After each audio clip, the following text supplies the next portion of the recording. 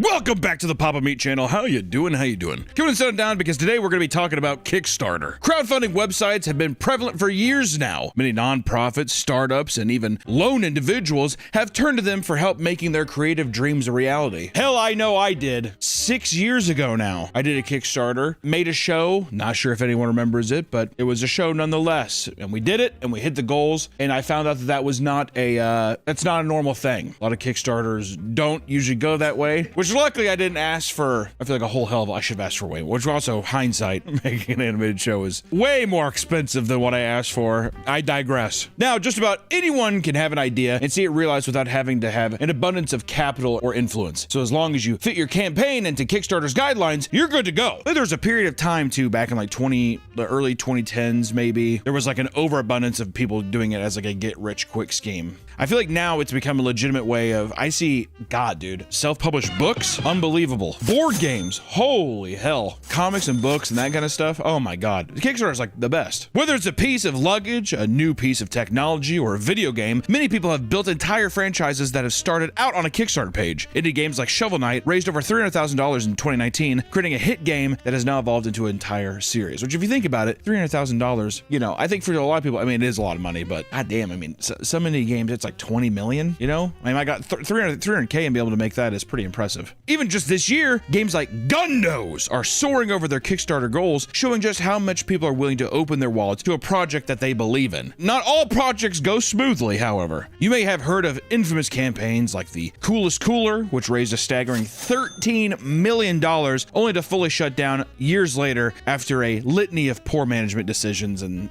that's kind of what you get into. Also, too, that's kind of a double-edged sword sometimes. You reach a goal, and if it goes way over, you're like, I have no idea how to scale this, and then you become an entrepreneur versus a guy who's like, it was a pretty cool cooler.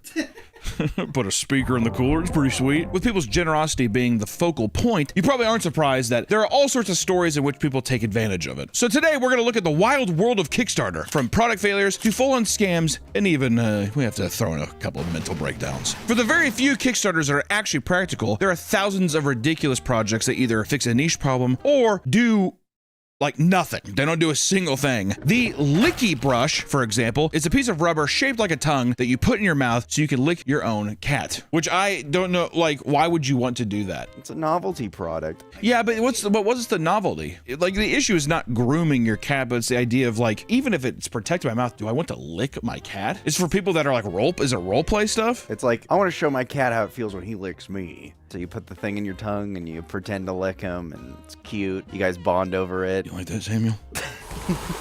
The project received over 2,000 backers and raised $52,000, and it even appeared on Shark Tank. What did they say on that?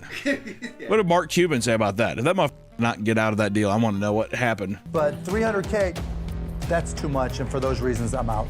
There's also Jellowware, which are disposable cups you are supposed to eat instead of throwing away, and the creators came up with this idea after entering a Jello mold competition. In total, Jellowware had 229 backers and raised over $10,000. I feel like Jellowware and like a bowl of mac and cheese doesn't make sense to me.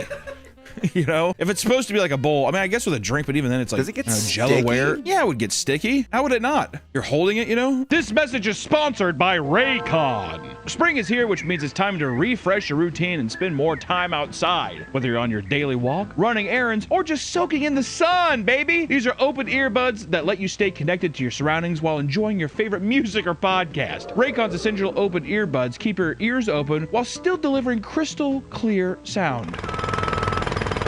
Whoa! Regular earbuds block out everything, but with Raycon, you can stay aware of traffic and your surroundings without sacrificing sound quality. And with the open ear functionality, their earbuds are designed to be taken outside. They're perfect for a workout or just for a run. And their super lightweight design means that they won't slip out when you're moving fast or breaking a sweat. Raycon also has multi-point connection, allowing you to switch from your phone to a tablet or PC with ease once it's time to work again. But the best part is that Raycon delivers premium audio quality at half the price. Plus, the open earbuds case has a 36-hour battery life, giving you non-stop listening throughout your day. I love using Raycons when I'm at work listening to my favorite smut podcast. No one in the office can hear what I'm listening to. It's awesome. Join over 3 million customers that love Raycon and try them for yourself. The essential open earbuds are perfect for refreshing your routine this spring. Go to buyraycon.com/papameatopen to get 20% off. Thank you so much to Raycon for sponsoring this video, and hey, let's get back to the video.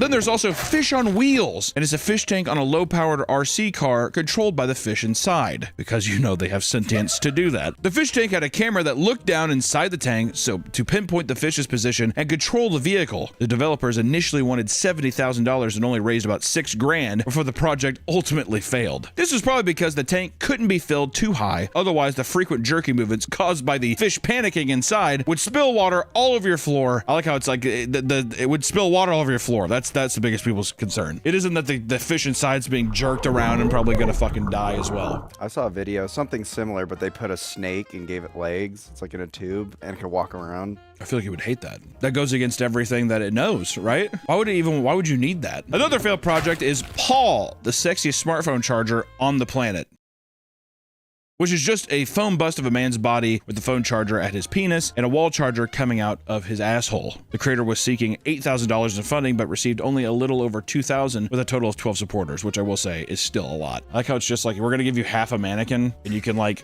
I guess you could fuck this if you want, or you can like finger his asshole. And some people are like, all right, fine, dude. I mean, $2 grand isn't nothing to sneeze at, right? I don't know. There's also the Thinking Egg, which had 4 versions, each raising well over $200,000. So we could say almost about $1 million in total. It's literally just a wooden or like metal egg that you're meant to fidget with while you're working at home. It's literally just like a stress. It's not even a stress ball. It's just, you're supposed to just like. Oh, it's like those orbs. Yeah, but they don't look as cool. Those orbs where you're like. Functionally, there is no difference between the versions except the material they're made of. And on their official website, they charge $17 per egg. You can just go to the store. You can go to the store, play around with a regular egg, and then you get to eat it. And it's like, just to be honest, I mean, like, if you're talking practicality and stuff, and if you're like, well, I mean, the convenience of it, I'm like, you can just get a carton of eggs. How often would you play with the egg? And at that point, too, you know, dude, I'd get like, you can get anything. You can get an orange, you peel it and eat it. Like, oh, my fat ass is just like, can you even eat the egg? You can't eat the egg, get a chocolate egg, eat the chocolate egg. Yeah, a little Kinder egg with the cream in it. I never liked the Kinder eggs, I'm being honest. Yeah, the cream is not, like, burns my mouth. Well, it doesn't burn my mouth, but it like, I don't know. It's like, so, it makes me so thirsty. You know what else the ones I didn't like was the chocolate oranges. You like the peels? I never tasted that good, did it? Was this just, are we just talking? Creators can get inspiration from literally anywhere, like the creators of the Grilled Cheeses Grilled Cheese Press, who came up with their idea after watching an episode of their favorite show, Glee, titled Grilled Cheeses, which clearly many thought the concept was amazing because the Kickstarter was able to reach its $25,000 funding goal. This is something my grandma would like, I feel like. Yeah, eat your grilled cheese. Well, now you can trick old people. Mom, look. I think that, yeah, so that's the thing, is people probably got it as a practical joke, trick their grandmother and be like, oh, I love it. They probably wouldn't even eat it. There have been thousands of ridiculous products on Kickstarter, but many don't compare to the No Phone. Nearly 1,000 people paid a total of $18,000 for a 3D printed rectangle to combat cell phone addiction. They created a pretend phone to act as a surrogate to any smart mobile device. You can clutch your comfort without having to actually use it, which just sounds so pathetic, doesn't it? Apparently there's a study that shows that 3 days without your cell phone has similar effects to cocaine withdrawal. I believe it too. You know what? Maybe I'm knocking the rectangle too quick. I mean, like, it's like a thing of non-alcoholic beer, so you can still have the simulation or like the I don't know, the normality of drinking when you're trying to get sober. One upgrade consists of a stick-on mirror so you can take selfies. Though it was fully supported, many of the comments were disappointed, saying they either never received the product or their mirror came scratched. Oh, come on. Are you fucking kidding me? My mirror. In 2014, the Air umbrella was advertised as a compact and lightweight alternative to the traditional umbrella. Instead of deploying a fabric material to protect you from the rain, it would instead blast a circular stream of air that would keep you dry without taking as much space. Does it mean it's just like above you? Yeah, so like the rain comes like. At that point too, I mean, like, is an umbrella that invasive? Also, how loud is that? I mean, to make it an actual dome, it would have to be insane. It would be insanely loud, right? The design wasn't without flaws, however. No. Not only would the battery life only be between 15 to 30 minutes, but one could assume that the water being pushed away from you would just be fired onto everything in the person's vicinity, aka the people all around you, or I mean, everything's getting wet beside you. And as it turns out, these initial problems were far too difficult to rectify, and fears of it doing harm to customers led to them being unable to release the product. They would issue an apology and attempt to refund their supporters, but delays in doing so would cause a tidal wave of furious backers, labeling them as scammers. And we'll try to get there. I'm not doing it. They are assuming people will just forget. It's been 10 years. I mean, come on. Yeah. 100 grand. I mean, there's got to be some crazy backers in there. With all of these, there's like, you know, like $10,000 reward tiers. I have a feeling it was like in a metal tube. Like the thing's gonna lodge into your neck.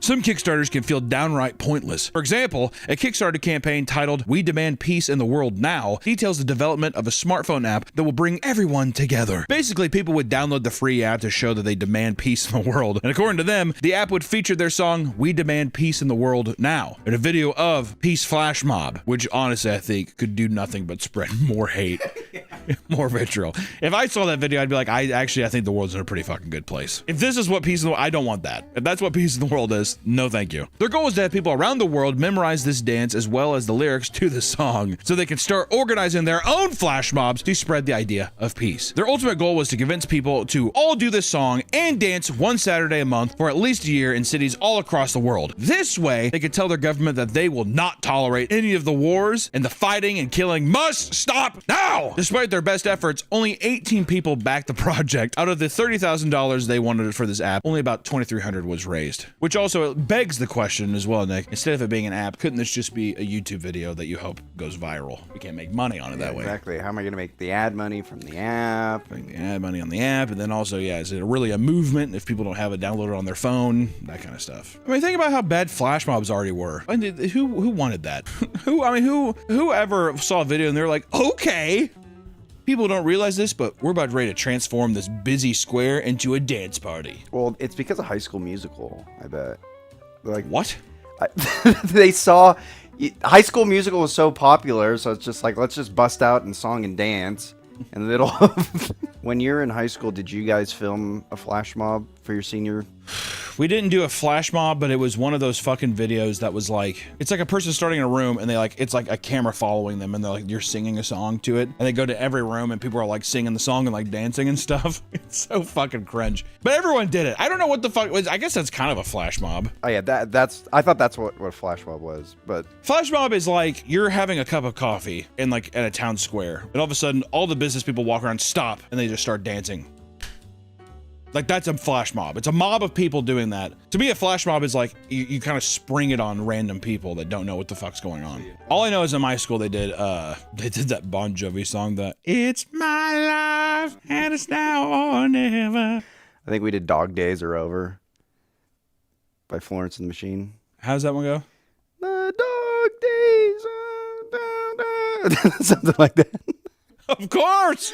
That's the dog days, dog. In 2013, Doug Evans created an exciting product called Juicero that drew in a total of $120 million investments for Juicero? All right. Their main product, the Juicero Press, was essentially a fancy juicing machine. The catch is that the machine was only designed to work with Juicero's own branded product packs, which were fairly expensive for what they contained. Customers would pay for a subscription fee of $35 a week to regularly obtain these produce packs. $35 a week? The machine itself was overly complicated, requiring a Wi-Fi connection at all times to operate it, and each packet contained a QR code which needed to be scanned by the machine and confirm that it was both an official Juicero brand packet that wasn't expired. Which also, what kind of fucking Apple bullshit is that? You have to have Juicero packs. You can't throw a goddamn orange in the thing and it'll work. Also, is this like a juicer for spacemen? A pack of goods? Their whole thing was like, it's freshly squeezed, but it's in a bag. And all the machine does is just squeeze the bag. So it's already a bag of juice. Yeah, so you can literally just take the bag. Can you just, yeah, I was like, can you just go, Juicero, go! Just some good shit. My buy orange juice. At launch, the product cost a whopping $700. While the product was doing all right during its initial launch, they were still losing money due to the high cost of producing it. What is this machine made out of, dude? It's made of gold. All the wiring is gold. Things took a turn for the worst, however. No. When Bloomberg exposed them by revealing that the juicer itself was not necessary to consume the drink. Who thought that you needed I mean, it's a bag of juice. Cut a hole in it and put a straw in the bag. You got juice on the go. The company shut down entirely by September of 2017 and was mocked every step of the way. That has to be the worst product I've heard so far. There's got to be worse, but I'm just saying. In terms of like non-harmful, stupid waste of technology, that's got to be it. Some Kickstarter creators simply aren't equipped to handle the pushback that a poorly run campaign brings from their backers, like the creator of Pictures for Sad Children. John Campbell produced a webcomic of the same name in 2007, which focused around dark and absurdist humor that people really seem to connect with. The success prompted a Kickstarter campaign in 2012 that would raise money to produce physical copies of the comic. The $8,000 goal was exceeded, hitting over $50,000. Instead of this ending as yet another Kickstarter success story from a young artist, future updates to the campaign took a strange turn. John would post a lengthy post about their withering emotional state, treating the update tab on the campaign as more of a venting space. It turns out that the pressure was too much, and John would express their anger by posting a video update titled, "It's Over." In it, the text reads 127 emails about this book. The video then shows 127 books being burned in a bonfire over ominous music. John reveals that the last 25% of the books will not be shipped and refunds will not be processed before threatening to burn one book for every future message received about it. Along with the video came a novel-sized post that went from long personal stories to criticisms of capitalism. One quote reads, "If you would like a refund, please contact a fan of my work directly for your money. This is where the money would come from anyway. I am cutting out the middleman." For the most part, John erased all social media as well as the original webcomic archives. People still speculate about what had happened in the first place, with many assuming it was related to intense drug use or simply untreated mental health problems. Which, here's the thing. If this was like, which I don't know if this is the case, if this was a Tumblr artist, does it not make sense that your update page would read the same? Granted, I think if you have something where somebody's paid for it, you gotta fulfill the obligation. Even if you are super late, I think that as long as you're like, I'm getting to it, this was way more than I expected, I'm having a hard time with it, I think if you're transparent and honest, people will be mad, but I think it's like, I'm trying my best to do it, and you're trying to be honest with it. Going on a hate campaign and burning books because you're like, I don't know, upset with other people, no bueno. There's a lot of times I've seen, like I have a bunch of comic book buddies, like my buddy Jim Mahfood. He just did an amazing, like Batman parody that was just all like, it's like a savage Batman book. Put it up here, it was really good. He had a successful campaign and stuff, but he asked other Kickstarter people being like, what's the best way to go about this? You know, other comic book people. I mean, like I would just reach out to other people that have done that campaign. Also, you're human, dude. Mistakes happen. Once again, shout out Jim Mahfood and also Jake. Put up both of them. Two awesome comic book artists and also my buddy Baltimore. I have too many comic book friends. But I've known these people for a while, and I love all of them. Baltimore, there's his art. It's very good. His comics are very good. Jake, he just loves my storyboard art, but also he's an amazing comic book artist. And Jim, there you go. Watch out for their Kickstarters. Maybe they have one. I feel like a lot of the Kickstarters, it doesn't matter. Who gives a shit? Outdoors for Everyone project was a failed Kickstarter created by David Mills. His goal was to allow old, disabled, or underprivileged people to enjoy beautiful nature settings they could never visit. Not by taking them there, but by creating gigantic, high-quality prints they could look at, which... it sounds pretty silly, but I can see that being like a noble cause. You'll never go there. Don't I mean, you look at that, it's pretty, right? You'll never be there, but this is kind of like it. These photos, which they refer to as big, awesome photos, would be displayed as an hour-long slideshow presentation. Oh, how insulting is that? When it was made clear that the crew would have to travel to all of these nature spots and national parks themselves to take the photos, people started to claim that this was all an elaborate play for them to fund a nationwide vacation, which does sound more likely. I will say this. There are things called translights, and there are like backdrops to shows. These, I mean, just to print, I don't know, like a 20-foot wide one, they could cost like 30 grand. So then if you want, and that's a high quality print that's like, you know, I would say it's like, it's not paper, it's actual fabric that's gonna last, you know, it looks good from a distance, all that kind of stuff, right? That you'll see in a show. $185,000 does sound like it's just like, this is for me and my boys to go take the photos for like a year. We can all take off our jobs for a year, we can get paid, we're not losing any revenue, right? Because if you're doing that and you're selling it to a person, what person's gonna wanna pay like 30 grand for which is a giant photo. If you're trying to emulate it being like, oh, I'm looking out into a thing. Yeah. Not just a frame picture. That'd be more of like a virtual reality thing. Yeah. It's just like, get a VR headset. Which even then, it's like, yeah, just put on a fucking Apple headset or whatever and just be like, holy shit. The project would only receive $1,453, and Kickstarter soon suspended the projects so backers would not be charged. People saw through that so clearly. I do like the angle though of people, you know 100% him and his boys were like, well, people are going to know that we're just like going around sick of vacation. Not if we tell them it's for disabled people. Not if we tell them it's for old and sick people. Among the many project genres Kickstarter offers, games are probably among the most, if not the most popular on the entire platform. In 2017, a new MMO project called Ash of Creation was launched, and over the last decade, it has raised over $3 million while in development. However, at the beginning of the year, the creative director and co-founder Steven Sheriff stepped down from his position due to the ethical conflicts with the board of directors. This led most of the staff to leave, and the entire project was scrapped, including the Steam page, which had already been selling an early access version. Since thousands of people had already purchased early access to the game, Steam had begun issuing refunds to anyone who bought it. And for those who were still in the company, the board laid off the remaining staff and closed the studio. Many former employees later said they never received the final paycheck and sued for unpaid wages. This was like a big one. Because Yeah. my buddies actually paid full price for it, and then it was only up for a month. No shit, Ashes of Creation? I think they're doing one last like pump and dump. Basically, they're like, let's release this in early access, get as many people to buy, And then just bail. and then bail. And then Steam actually locked their funds, so they could not pull them out. Yeah, it's bullshit. There's so many different kinds of these games where I feel like it's released for a day. Well, are you talking about the one that was like released for a day and they just shut it down entirely? I forgot what its name is. I'm not good with video game names, but I feel like there's a ton of them that do this kind of shit. Also, I want to say $3 million over the course of 10 years is not a lot. They had to have probably some other kind of backing that they didn't tell people about. They had private investors come in. So that's probably why they also dumped it, because those private investors probably came in there like, we're gonna fucking kill you unless you give us money. Mythic, the Story of Gods, was announced in early April of 2012 as a mythology-based RPG. The company behind the game boasted that it had ex-Blizzard employees and even Disney and Pixar employees working on animations. It didn't take long for the game to gain traction and raise close to $5,000 toward its $80,000 goal. However, some people felt something was off. Yeah. A video game, first off, $5,000 is that gaining traction? I guess. But then also $80,000 to make an MMORPG? Definitely Word? scam. That is, or a No. It's like a little kid, like he made the Kickstarter.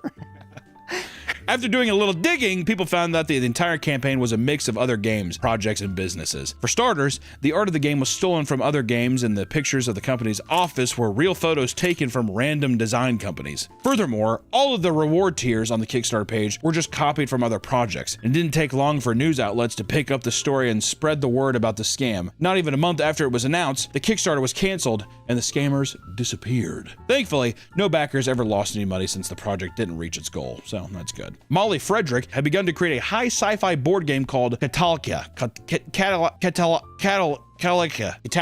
Catalika, I like that. Catalika, which focused on, quote, the experience of living as a member of the stellar consciousness of the galaxy. Like some Evangelion ending, like end of series shit. According to her, it's a cross between Risk and Magic the Gathering. Now you're speaking my language. A decent-sized audience of interested people easily hit the goal of $7,500, which allowed Molly to regularly post updates and stay ahead of schedule. When the product was ready to be shipped out, delays started to frustrate people who would go on to critique her in the comments of the campaign. Things all changed one day when Molly started posting weird updates to explain why things were being delayed. Apparently, it no longer had to do with just printing issues, because she was now being harassed by celestial mass claiming... What? She was now being harassed by a celestial mass claiming to be the sun. I mean, do you just see that Kickstarter post and you're like, awesome? Like when it comes to this, of like, I've actually been, I mean, it's heartbreaking. I'm paraphrasing this because what I want to say is I would see that and be like, no way, mental breakdown, sick. Even though I know it's wrong, but I'm just saying, if you saw that update, you're like, oh, cool, update. Not only was she being harassed by the sun all day, it was urging her not to release the board game for fear that it would reveal too many cosmic secrets. She also claimed that the US Navy was watching her because her board game referenced experimental plasma technology. A little bit of gang stalking in there too. I love that. I love that. Cosmic horror with just a dash of gang stalking. Many of the people in the comments were being supportive. What? I'm sorry the sun is watching you and the Navy is also on your back. Keep your secret, sister. One man in particular, however, pretended to be the sun and started urging her to buy 30 gallons of gasoline and light a nearby school on fire. Jesus Christ! God damn! Are you kidding me? See, now that's a problem. When you know you're openly talking to a mentally unwell person, yeah, get 30 gallons of gasoline and fucking set a school on fire. Yeah, I tapped 2 islands. I'm gonna play Counterspell. Updates would continue all the way up until 2023, and in the end, only a small number of people would actually ever receive the game, making it some sort of collector's item. Everyone else was left behind, despite putting in money and followed the project for years. Which I gotta say, it has to be some kind of like religious tome now. I was gonna say, she actually released something. It's insane that the person who was talking to a celestial mass pretending to be the sun and being gang stalked by the US Navy actually fulfilled more products than 99% of the Kickstarters that like scam people. It meant that there was some good intention down there. Good on you, Maul. Yeah, I mean, it just sounds like she's having a mental... And yes, I mean, she was having a bit of a mental oopsie daisy, basically, yeah. Or do you think she was just faking it to get out? No. I think that if you... No.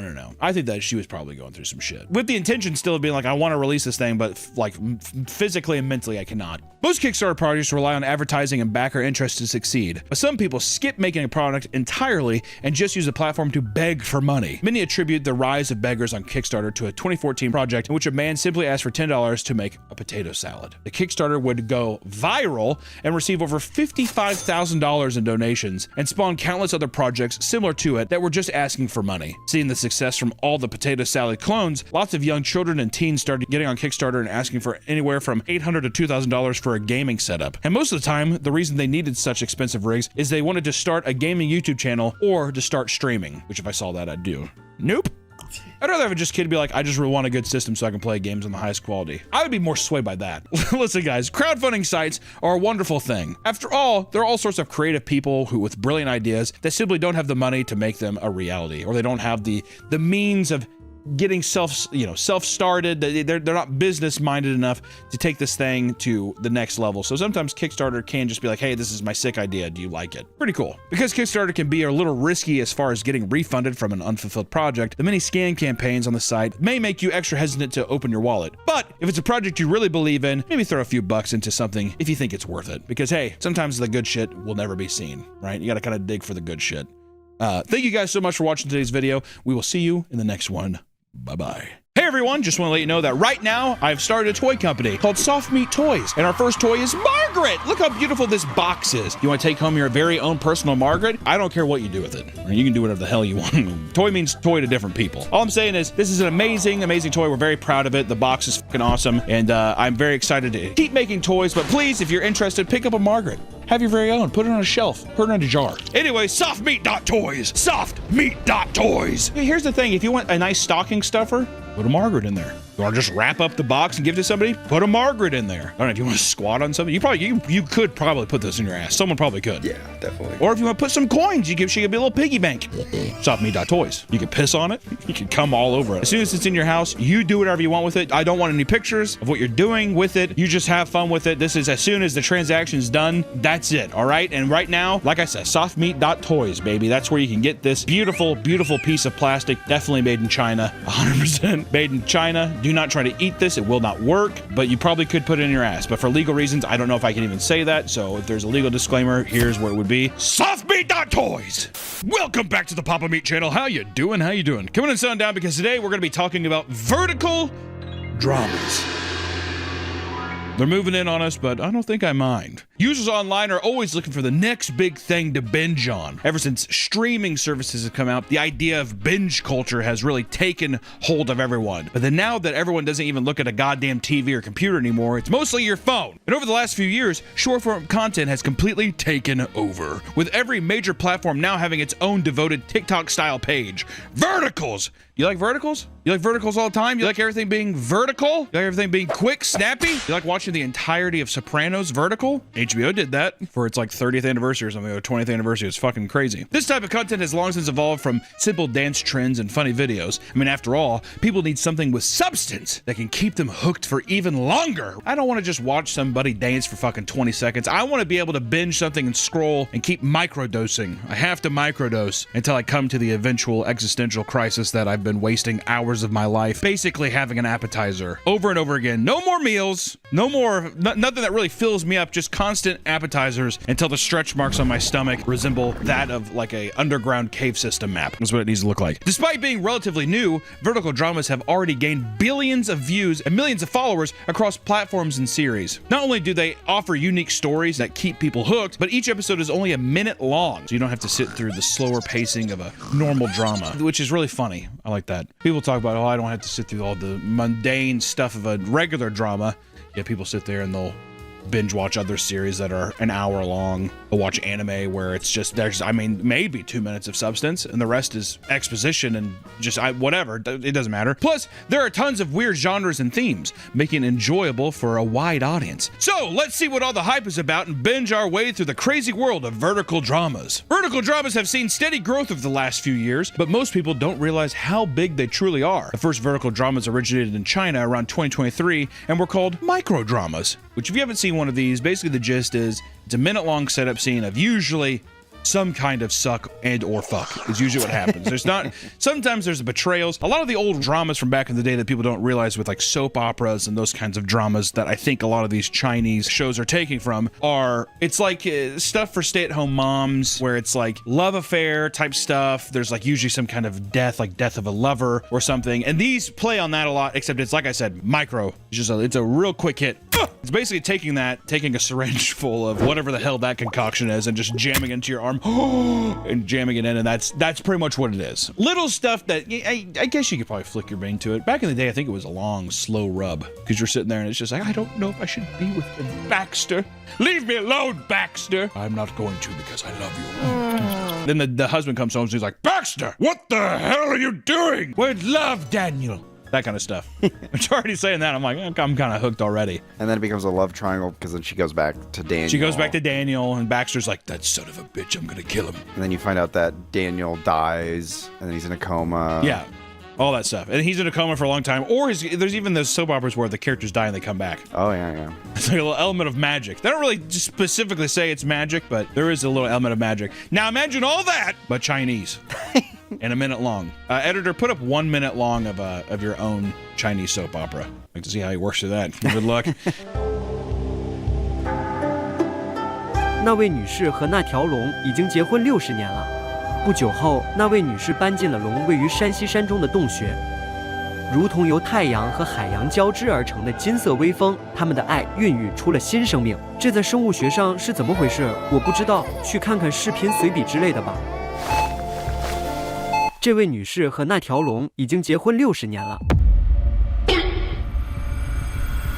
你这贱人，你竟然跟冰文一族的人上床了！事情不是你看到的这样，你伤透了我的心，最糟的是还背叛了我的信任。去你妈的间！这就是中国的奋斗精神。晚安。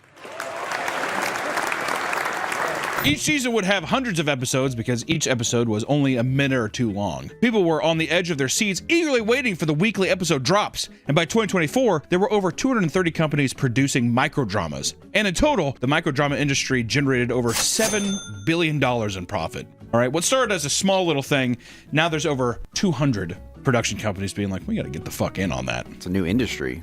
I'm surprised that it's like that profitable. I'm surprised too, because it's just like, how do you make money on TikTok? That's like pennies. I don't know. I mean, I guess it has to be maybe like sponsored segments between it or something like that. But I will say that like the content itself, I'm like, it's a no-brainer. People are gonna gobble that up. Oh. Also, too, do you think people are confusing it with like Japanese and Korean shit, not realizing that's Chinese? So there's like an allure of being like, oh, a new Japanese drama, and they don't know. Is that possible? I bet you there's some Japanese. Oh, I love Korean cinema. They don't know. I feel like there's a lot of ignorant people that would probably feel that way. Is this Bong Joon-ho? Is this Parasite broken up into 700 1-minute long micro dramas? I watched Pixar's Elementals on TikTok that way. I had no desire to watch this movie, but it just kept getting in my feed, and I was like, I'll just keep watching the clips. There are benefits, I will say, to micro stuff. There's a lot of movies that I feel like I would have never seen unless I saw like a little 1 minute long clip from it. Well, my favorite part is that you watch the movie out of order. So you watch some at the beginning, some at the end. Yeah, well, I don't think I've ever binged a whole movie out of order, but I guess I will say that I've like done one where I've been hooked by a 1 minute clip and I'm like, oh shit, and I'll go to like Amazon Prime and rent it or something. Okay. Like that kind of thing. Yeah. Going out of order though and watching the whole thing, I know a lot of people, that's a very common thing, but it pisses me off too much. And also I feel like I'm spoiling it. Well, I'll go through too. It'll be a true crime where it's like a mom being like, I didn't drown him, I didn't drown him, I didn't drown him! And then it'll cut to the police, she definitely... And then it cuts and you're like try searching for it and it's like part 67, whatever. So then you're looking, it's part 72, whatever. So you're looking through and you're like, where's part 73? And there's 70 different fucking stories. So you have to like go through, you're like, oh yeah. and then you like go through and the next week you're like, 71? we're going back. Whatever, because I believe all of this stuff too, it's just like bot algorithm chasing shit that's just clip farming and getting other popular clips from other pages and reposting them here. It's the most like parasitic fucking form of content. It really is. We're dead. We're doomed. But soon, microdrama apps like DramaBox and Real Short were created to help turn the viral sensation into a global phenomenon. The style of short form content has become very popular in the US, and we are now one of the largest consumers of vertical dramas. Bigger than China?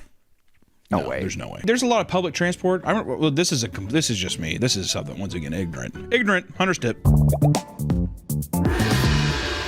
猎人的秘诀 Don't be ignorant. When we went to Japan, I could not believe the amount of people that were just on their phone, like on the subways, playing games, like mobile games. I thought mobile games were dead. I was thinking like Temple Run and shit and Fruit Ninja and all that bullshit. And I was like, those motherfuckers are on mobile games like crazy. I'm like, well, no wonder like gotcha games and shit are so popular. But that's the same thing as on the subway. People that have a steady public transportation, you have your phone. So no wonder like larger metropolitan areas are going to be like big micro drama centers. But I think that like, telling you, I think those old Facebook women that download, TikTok? They download it and he's sitting there and she's just like, oh, his name's, I don't know his name, but it is, I like this. And it's that kind of thing. You get hooked easy. It would only be a matter of time before America joined in, given the numerous attempts to launch a vertical streaming platform in the United States. One of the more well-known platforms was Quibi, which launched in 2018 and was supposed to produce its own 10-minute long content called Quick Bites. How's Quibi doing? The project required a subscription priced at $5 to $8, but no one signed up, so Roku purchased it in 2020. Yikes. You gotta do it free. The only way you're gonna get them hooked is free. And then what you have to do is you have to get people, it's like heroin. It's like a drug addiction. You gotta get people so reliant on it that's when you go over to a paywall version and you're like, you could get them early. Or just have a free version like YouTube where it's just like you gotta watch ads, but then if you pay the $5, ads are gone. You gotta get people hooked though. If I don't know what the fuck I'm paying for, what am I paying for it? And they're speaking Chinese. I don't even know what the fuck they're saying. You only pay $5? All right. While Quibi might have failed to popularize short form shows, an app called Episode is a game that lets players experience microdramas interactively. Launched in 2014, the Episode app was targeted towards teens and allowed them to either play through or create their own dramas using animated characters and text boxes. This app is known for having really weird and sexual stories, which they display in numerous ads. Which, you know, I mean, listen, you're giving a teenager an app to be like, make a microdrama, where are they gonna say, yeah, I'm like a knight? No, dude, they're gonna be like, yeah, so people want me. Girls and guys. And I'm like kind of conflicted about it. I feel like a lot of guys would live out like gay fantasies. They made their own microdramas. Well, they would say it's manly, but then really there is like an undertone of homosexuality. Yeah, well, it's a thing too long. You know what it is in your microdramas is I think men would be like, they would reject women so much in the microdramas that they're just like, fucking like guys are kind of cool. Yeah, no, sweetheart. Me and Greg are gonna go to the movies instead. I'm gonna give Greg an HJ and a BJ. Ooh, shit. At the theater. Slightly off topic, but I've seen Chinese theater security camera from inside the theaters, and they fuck a lot in the theaters. Just during like regular movie? Yeah. There was like, I've seen a footage where it's like two separate couples and they're like 3 rows separate, and both of them are like fucking their partners. The floor's already sticky, and now we know why. It ain't movie theater butter. I hate whenever you ever go into the theater, and I'm just gonna be like, that's China cum right there. That is Chinaman come if I've ever. I'm like, I'm stepping on all kinds of seeds. Feel like I'm at a fucking Yankees game. Online, you can find episode ad compilations that show scenarios of people farting, men leaving during pregnancy, and cheating, which we have covered in some of the previous videos of mobile game ads. Literally, the mobile game ad videos we do where it's like a girl like shivering in a fucking hut and the guy comes over. That's these Chinese soap operas. That's exactly what they are. This weird obsession with like Elsa Gate-esque dramas has been building for a long time and is now being fully expressed through vertical dramas. Some of the topics are so insane that both the US and China have banned over 25,000 different shows due to them being too violent or too pornographic. China banned it. Think about that. China bans a lot of things. You're like the one kid in fucking class where it's just like, it's like raises his hand and says the dumbest shit where you're like, would you shut the fuck up? Shut the fuck up. China bans a lot of stuff. It's like, okay, fuck. I've done that one time in 5th grade. I don't care. We're moving on. This is probably because vertical dramas are very easy to create since the acting, sets, and camera quality don't have to be top notch. You can gotta get by with a little lower quality. As long as the scripts are insane, then people will return. This has led to many actors and directors to speak out about the dangerous conditions on the sets of these multiple shows. What? What are you talking about?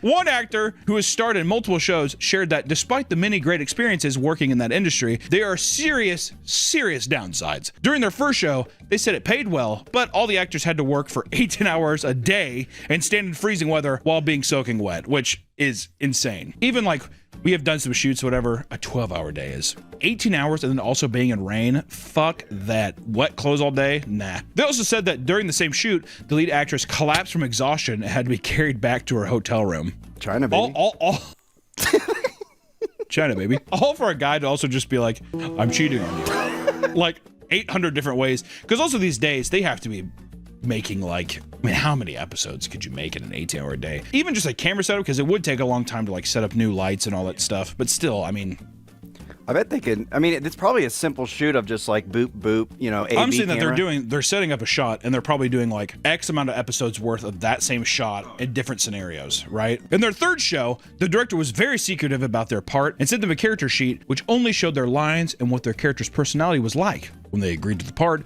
they drove to the airport, flew to the shoot, and when they arrived, the director sent the full script and they immediately regretted taking the part. What the director left out was that their character would be part of a action scene involving them being thrown to the ground, curb stomped, and waterboarded while being thrashed around. Which I will say, if I saw that script, I would be like, I probably didn't get it because it's a stuntman's thing. The actor told the director they didn't want to be a part of the show anymore and drove home. That's how you get kicked out of the industry, sweetheart. Yeah, sweetheart. So I guess have fun never working in Hong Kong again.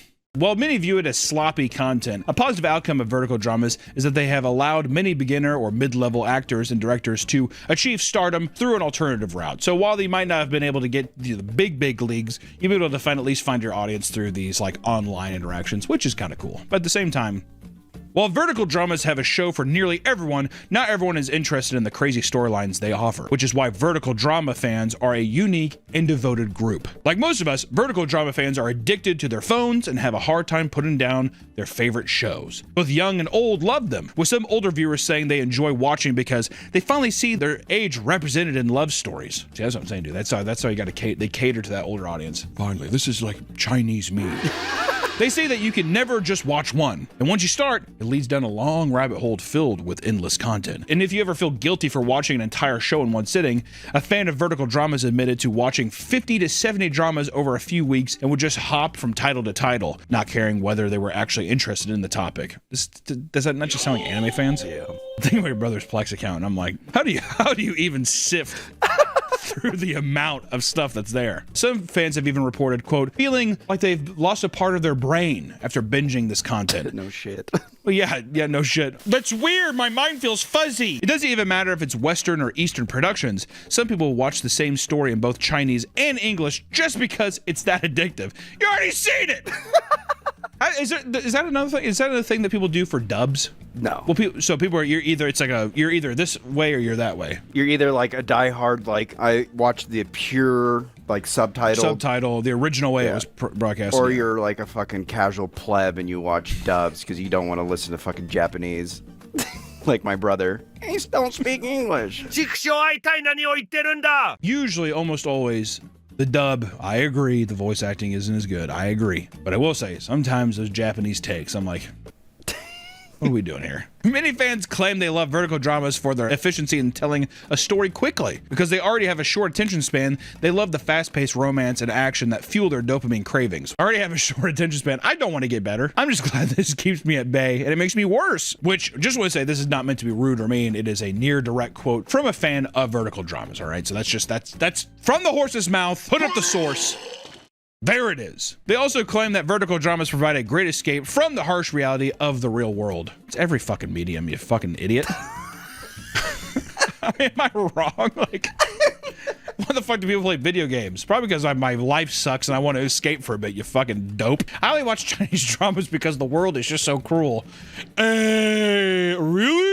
Also, too, pick a better fucking thing. If you're gonna talk about how bad the world is, pick a better thing than Chinese vertical shorts, dude. Multiple studies have shown that vertical dramas are highly addictive and dangerous for teens, as they can hinder the brain development. All the cliffhangers and high-stakes anticipation create regular dopamine hits that make it hard to put down your phone and make it difficult for your brain to regulate your emotions. Happiness and anger feel like one now.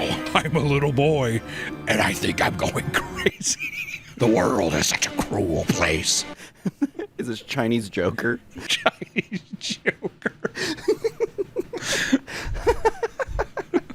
You wanna know how I got these scars?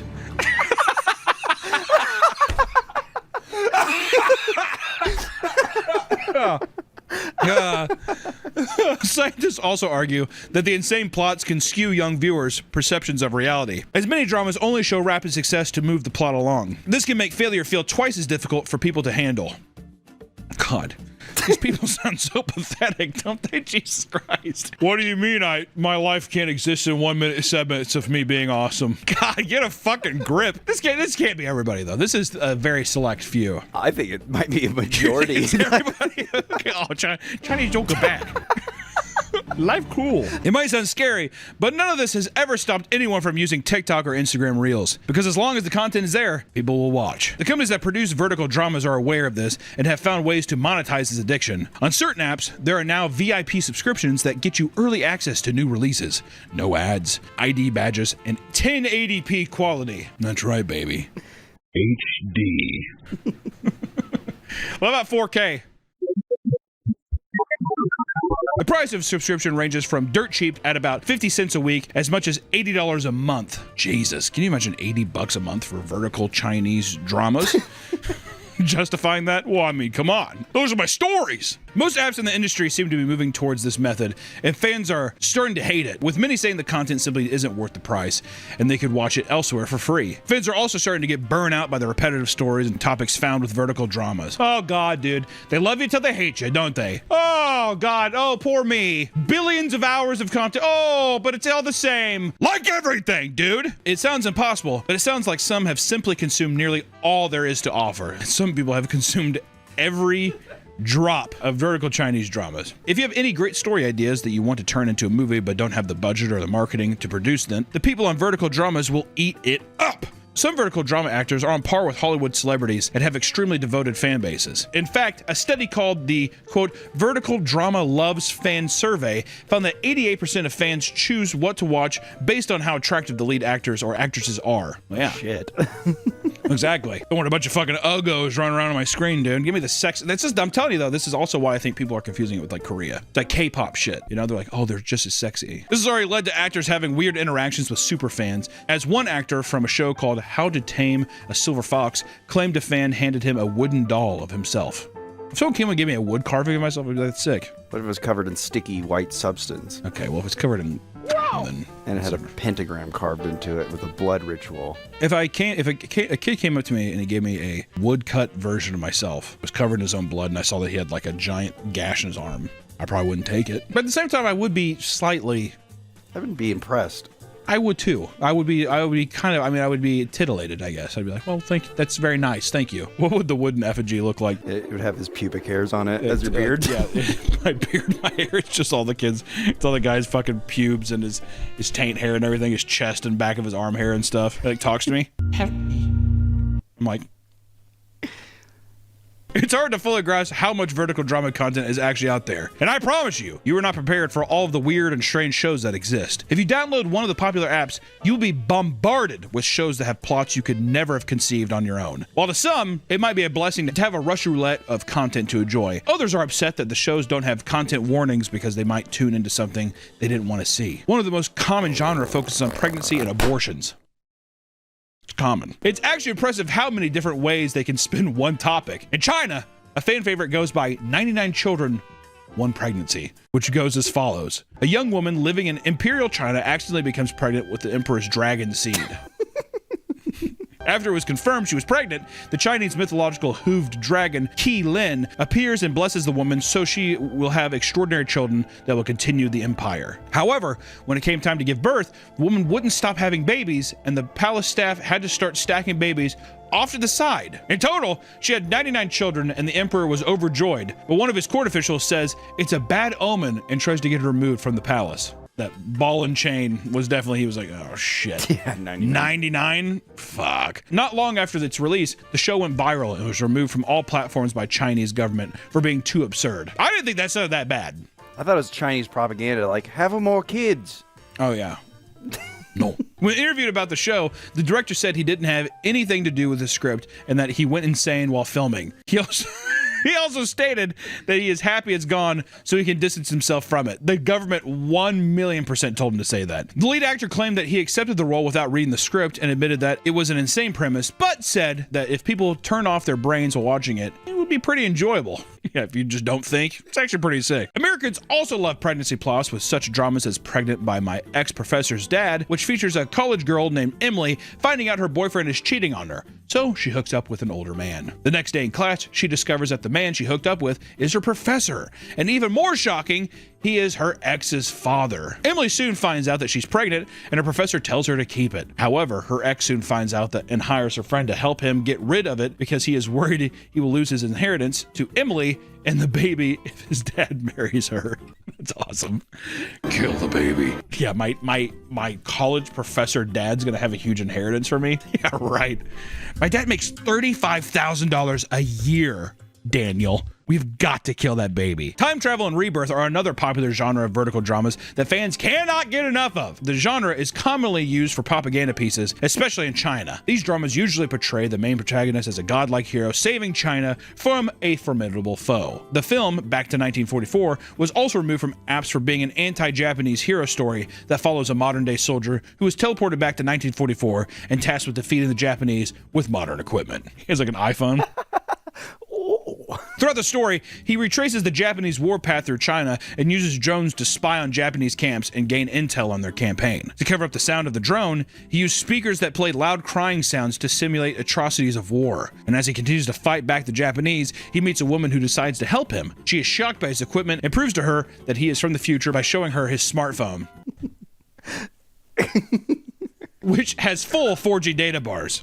You know, come on. The towers, that's how good the towers are. Do they reach through space and time? While on his phone, he also streams drone footage of the Japanese losing and shows it to the woman. Viewers of the drama thought it was dumb and not very well thought out, considering that a phone would never have any connection, let alone 4G, because there are no towers or satellites. Come on, we split hairs all day. I was gonna say they're getting upset about the time, like it's a time. The towers don't even work. Yeah, the Chinese people are just like, well, I don't give a shit about that. Kill the Japanese. Who gives a shit? But really, 4G? Come on. Plus, the sets and props were poorly made, and people pointed out that the war-torn villagers' clothes were not torn or soiled, which made the drama feel more like a war role play than a realistic drama. Others thought that the concept was heartless and undermined the actual struggle and violence the Chinese suffered under the Japanese, which is also a fair point. Rebirth dramas are less serious, but still insane. Meet Your 18-Year-Old Young Great-Grandmother was about a math professor who suddenly died in 1955 and mysteriously wakes up in 2025, but in the body of an 18-year-old schoolgirl with the same name. What? She then learns of her family and realizes that all of her descendants are reckless and tarnishing their name. So she sets out to straighten things out. This story originated in China but was so popular that it got an American remake under the same name. Hell yeah. Meet your 18-year-old great-grandmother. You guys suck! Many vertical dramas also feature a domineering figure, which is why there are so many CEO/billionaire and alpha wolf dramas. Shows like Too Love or to Die, Mr. Alpha, or Fated to My Forbidden Alpha play off other famous franchises by pitting a woman between two werewolf love interests. Billionaire dramas follow similar premises, except it's usually an older woman falling in love with a younger man. Bossy CEO loves a menopausal me, or as it's known amongst some fans, the domineering CEO falls in love with me during menopause. It's a simple story about a CEO falling in love with an older woman. You know, that's just like those older girls like, oh my God. While some people enjoyed the movie, others viewed the story as vulgar because the majority of the drama involves the CEO throwing money at a middle-aged woman without any real reason behind it. Also, this is 100% it's just 50 Shades of Grey, but for older women. What if the girl was older? What if it was an older secretary?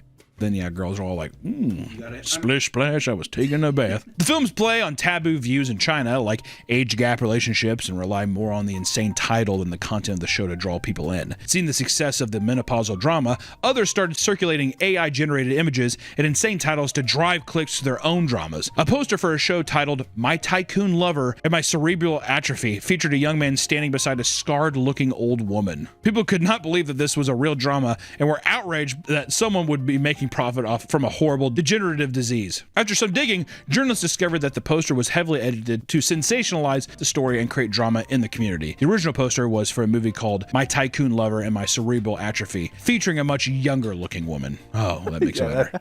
Yeah, okay, well, there you go. Other copycats tried similar stunts with titles like The Domineering CEO Falls in Love with Me Who Poops in the Wild, but they quickly died off because everyone knew it was fake. The love and obsession for vertical dramas is not going anywhere anytime soon, and as more people tune in, the stories will only get more ridiculous. The term brain rot is usually associated with children's entertainment, but if we've learned anything, it can apply to adult content as well. I mean, hey, you're watching it right now. If you ever find yourself doom-scrolling vertical dramas, put the phone down and do whatever you can to avoid slipping down into the dark rabbit hole no one can escape.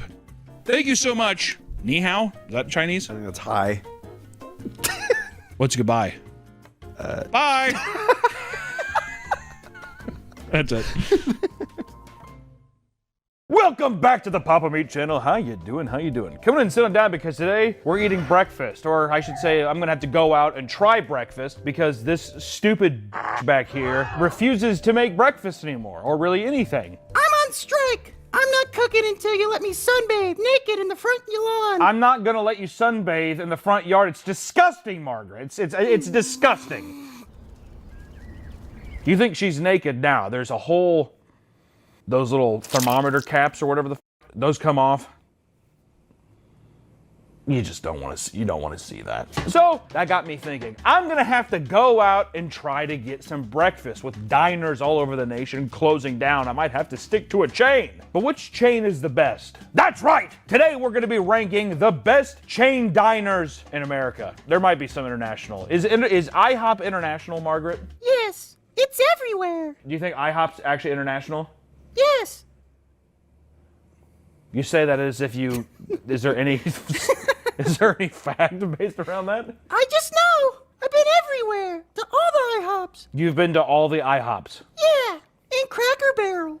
Oh, God. Yeah, so actually, we got to figure out what are the 5 most important breakfast chain restaurants in America. Dare I say the world. 1, of course, we're going to be stopping by Denny's. 2, Cracker Barrel. 3, IHOP. 4, Bob Evans. And 5, Waffle House. Now, granted, not all of these are going to be worldwide or nationwide, but after looking up one article, not doing a lot of research, these were the top 5. And I will say that I have been to all of them before in my past. So this is going to be a nice trip down memory lane while also ranking what is the best restaurant chain in America.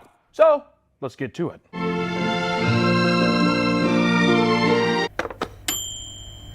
All right, first up we have Bob Evans.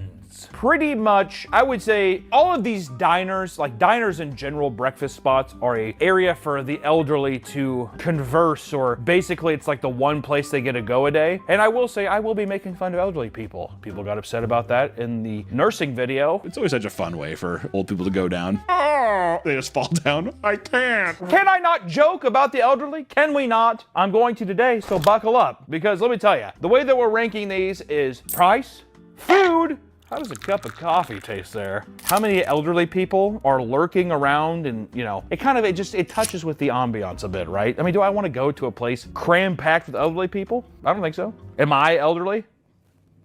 Yes. No, I'm not elderly. You're old. How old do you think I am? 42. No. Yep. No, not. That's what Google says. I'm super young. All right. How old are you? I just turned 23 last week. Sorry. Bet you didn't think I was that young, that sprightly, as it were. You have gray hairs in your beard. Okay. So we have that, and then did I miss any of them? Oh, service. So it should be based off those. Went to Bob Evans. Let me tell you something. Haven't been to Bob Evans in a long time because it's the quintessential place for old people. It's just, from what I remember, the food was never that good. The atmosphere's weird. It smelled like diapers a lot of the time. Old people love diapers. They have to. They shit themselves. They have to wear diapers. So it smells like diapers, maybe poopy time. But I was surprised by the ambiance of Bob Evans. It was pleasant. This was a nice spot. I thought that it was well crafted. The only thing I didn't like was the almost dictatorish photo of Bob Evans himself on a giant sign. And I don't want to know what Bob looks like. Do I want to know what Robert Evans looks like? No. And he had a quote. He had a slogan on the back wall that was, "We treat strangers like friends and friends like family." What the hell does that even mean? if you, I don't know you, Bob, okay? Also, we treat family like lovers. I want to know what happened with Bob's siblings, with his nieces and nephews. Get Bob off the streets. Remove the placards. Otherwise, everything else was pretty nice. Let's talk about the cup of coffee first. I will say this, to my dying breath, Bob Evans has a damn fine cup of coffee. Dare I say, I mean, it was good. I'm not even a big, if you've joined my Patreon and you've seen the cigarette ranking video that we did, I hate black coffee. We did a thing where we drink black coffee and we smoke cigarettes. I fucking hate black coffee. I will say, Bob Evans, smooth roast. Velvety even. Velvety. God, it was like a piece of satin just going down right down my gullet. Really enjoyed it, like almost like a nice, like a ferret. Was a ferret smooth? Like a seal, like an otter, like a river otter. Sure. Those look smooth. And I will say the service was very, very nice. They were very, also I want to shout out the person. They were like, "Oh, are you from Papa Meat?" I was like, yes I am. But other than that, it was all, I mean, like the service was good, but then you get to the food. And this is also what counts in. I'm gonna tie in the elderly thing here in a second. The food was made for those that have no teeth. All of it was mushy. You would have thought that we got mashed potatoes instead of hash browns. Now, Margaret, are you a hash browns or an American potato kind of gal? I'm a potato girl. It's telling. So I think that the eggs were very runny, didn't care for that. The food, it was just all underwhelming. Underwhelming so much so that there was a conspiracy that I'm like, these are for people that take out their dentures when they eat, they're gumming it down, it is what it is. And then I started to notice, I said, gosh, there's just a lot of old people in here. And then Jacob was like, there's only one table. Just a hair too many old people. There's only one table full of old people. There's one over there. That's what I'm saying, just one table. And then what fucking happened? He blinked and then there they came. Like Field of Dreams. Open the Bob Evans sign and they will come. It was unfucking believable. Like moths to a flame, the Bob Evans. It was noon. We went after even the fucking breakfast crowd. And there was tons of old people lurking around and they just lurk. And I will say I got the bill. We have to also base this off the price here. $44. Also at all these places, we got their specials. What was the Bob Evans one? It's like the farmhouse special or something like that. It was the farmhouse special. Sausage was like a salt bomb. The sausage was a salt brick. Nick liked it. Nick also, he snapped at the waitress, grabbed her by the wrist real hard. Thank you. Chocolate milk. You realize that we're here to like rip. And he demanded a chocolate milk. Therefore, and also for people who don't know, Nick's like lactose intolerant. So why he would want that, I don't know, because it makes him like no other. So basically from there forth, we said you have to get a chocolate milk at every restaurant we go to, but you have to chug it as soon as you get it. God, dude. God damn.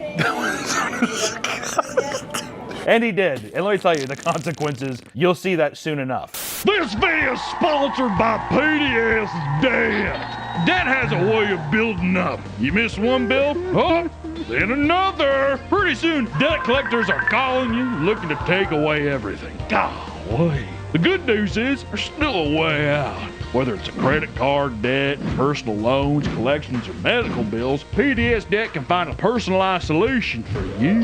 PDS Debt has an A+ rating with the Better Business Bureau, boasting thousands of 5-star reviews on Google, plus a 5-star rating on Trustpilot. That's because PDS Debt has helped hundreds of thousands find solutions to get out of debt in just a fraction of the time. And there's no minimum credit score required. PDS Debt is here to help you save more, pay off your debt faster, and start putting money back where it belongs. Being in debt and not having any money can be extremely stressful. I went through that for a long portion of my life, and I sincerely hope I never have to go through it again. Try to avoid debt, and if you think it may help, give PDS Debt a try. You're 30 seconds away from being debt-free. Get your free assessment and find the best option for you right now at pdsdebt.com/papameat. That's pdsdebt.com/papameat. Thank you to PDS Debt for sponsoring this video. Hey, now let's get back to the video. But for the 2 specials, $44 for 4 cups of coffee, some water, Chocolate milk. Nick's chocolate milk that he scarfs down. This chocolate milk, $4 for a glass of chocolate milk, and that's not free refills. So I just want to say, $44 is a bit fucking steep, Bob. What were some of the numbers we had for that? We said the coffee was pretty good. The coffee was the best part of going to Bob Evans. 4 out of 5 on the coffee. Coffee, 4 out of 5 at Bob Evans. Food was 2 out of 5. I mean, after having gone to all the places, I still think 2 is fair. It was mushy, but it wasn't abhorrent, but it was not, I would not be like clicking my heels trying to go back to fucking Bob Evans for food. Maybe for a coffee. Ambiance was 3 out of 5, which I think is fair. Ambiance, we did say 3 out of 5, but I'm wondering. There was just, at the end, the cascading amount of old people. Also, Bob's giant dictator sign. I'm gonna break it down to a 2. Okay. It was nice, it was clean, I'm not gonna fault it for that, and the service was 5 out of 5? 4 out of 5. We can give it 5 out of 5. She was nice. And then this one, I think we need to rescale. We said the elderly was 5 out of 5, but I don't think you meant that as a positive. Yeah, it's a 0 out of 5. 0 out of 5. It should be the anti-elderly. Anti-elderly establishment. It's a 0 out of 5 because those motherfuckers were coming in droves. Like I said, moth to flame. What does it put us at total? 13. 13 points out of, God, what? Also, the price we didn't rate, we just jotted down the price. So there's 6 things then. The price so far, I'm not happy with that. I think it was the most expensive. This is, I think, the most expensive today, so it's got to be a fucking 1. 14 out of 30. Bob couldn't even make it halfway. Pretty bad. This is unbelievable. And you know what? Margaret did say that this was her favorite spot, so I don't know why. Last second defense for Bob Evans by Margaret. Go ahead, Margaret. I have no teeth, so it's easy to chew.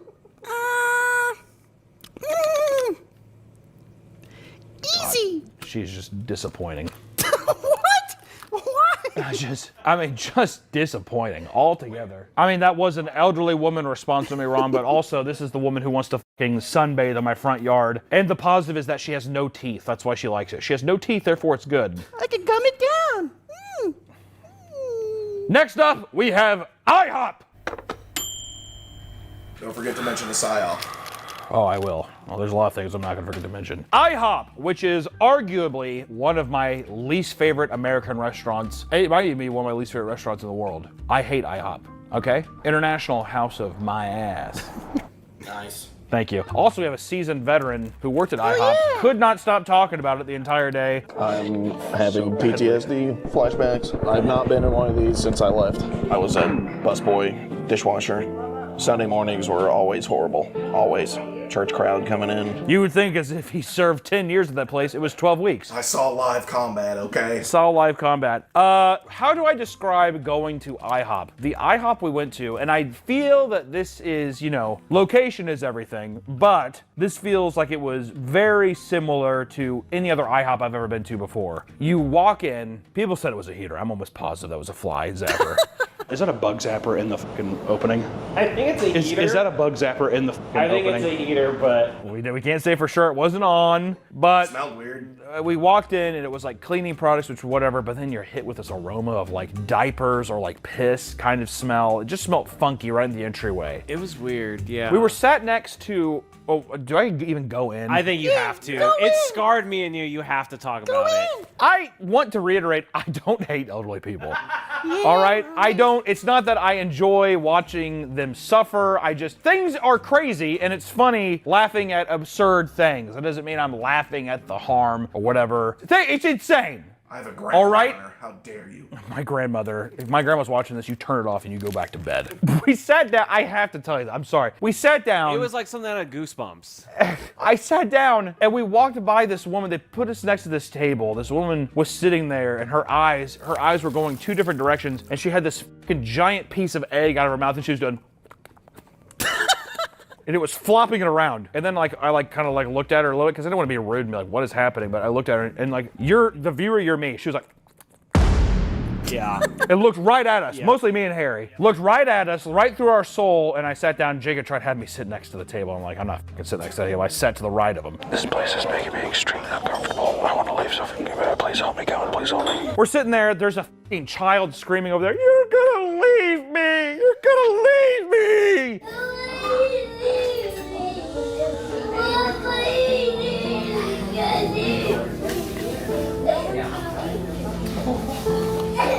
And his brothers and sisters like, we're not leaving you. You're gonna come with us. You're gonna leave me. And then all of a sudden this woman comes around and she's just like, hey, what can I get you to drink? I'm like, where? I forgot I'm even sitting down to eat. I forgot that we're having breakfast right now, which led me believe because last time Bob Evans, there was like basically all these places with all these old people, you'd assume that like, man, we're on death's door. We are in purgatory. That's what these fucking diners are. They are purgatory. The souls are trying to cross the river of Styx, all right? And yet all of these waitresses are amazing. Super kind people. Why are angels stuck in purgatory with these old people? I will say, couldn't be a nicer person. It just makes you wonder why so many angels work in such a hellish place.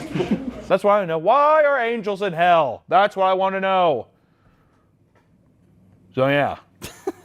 I don't know. The ambiance was, I gotta say, a 1. Yeah. Because also, music, too loud.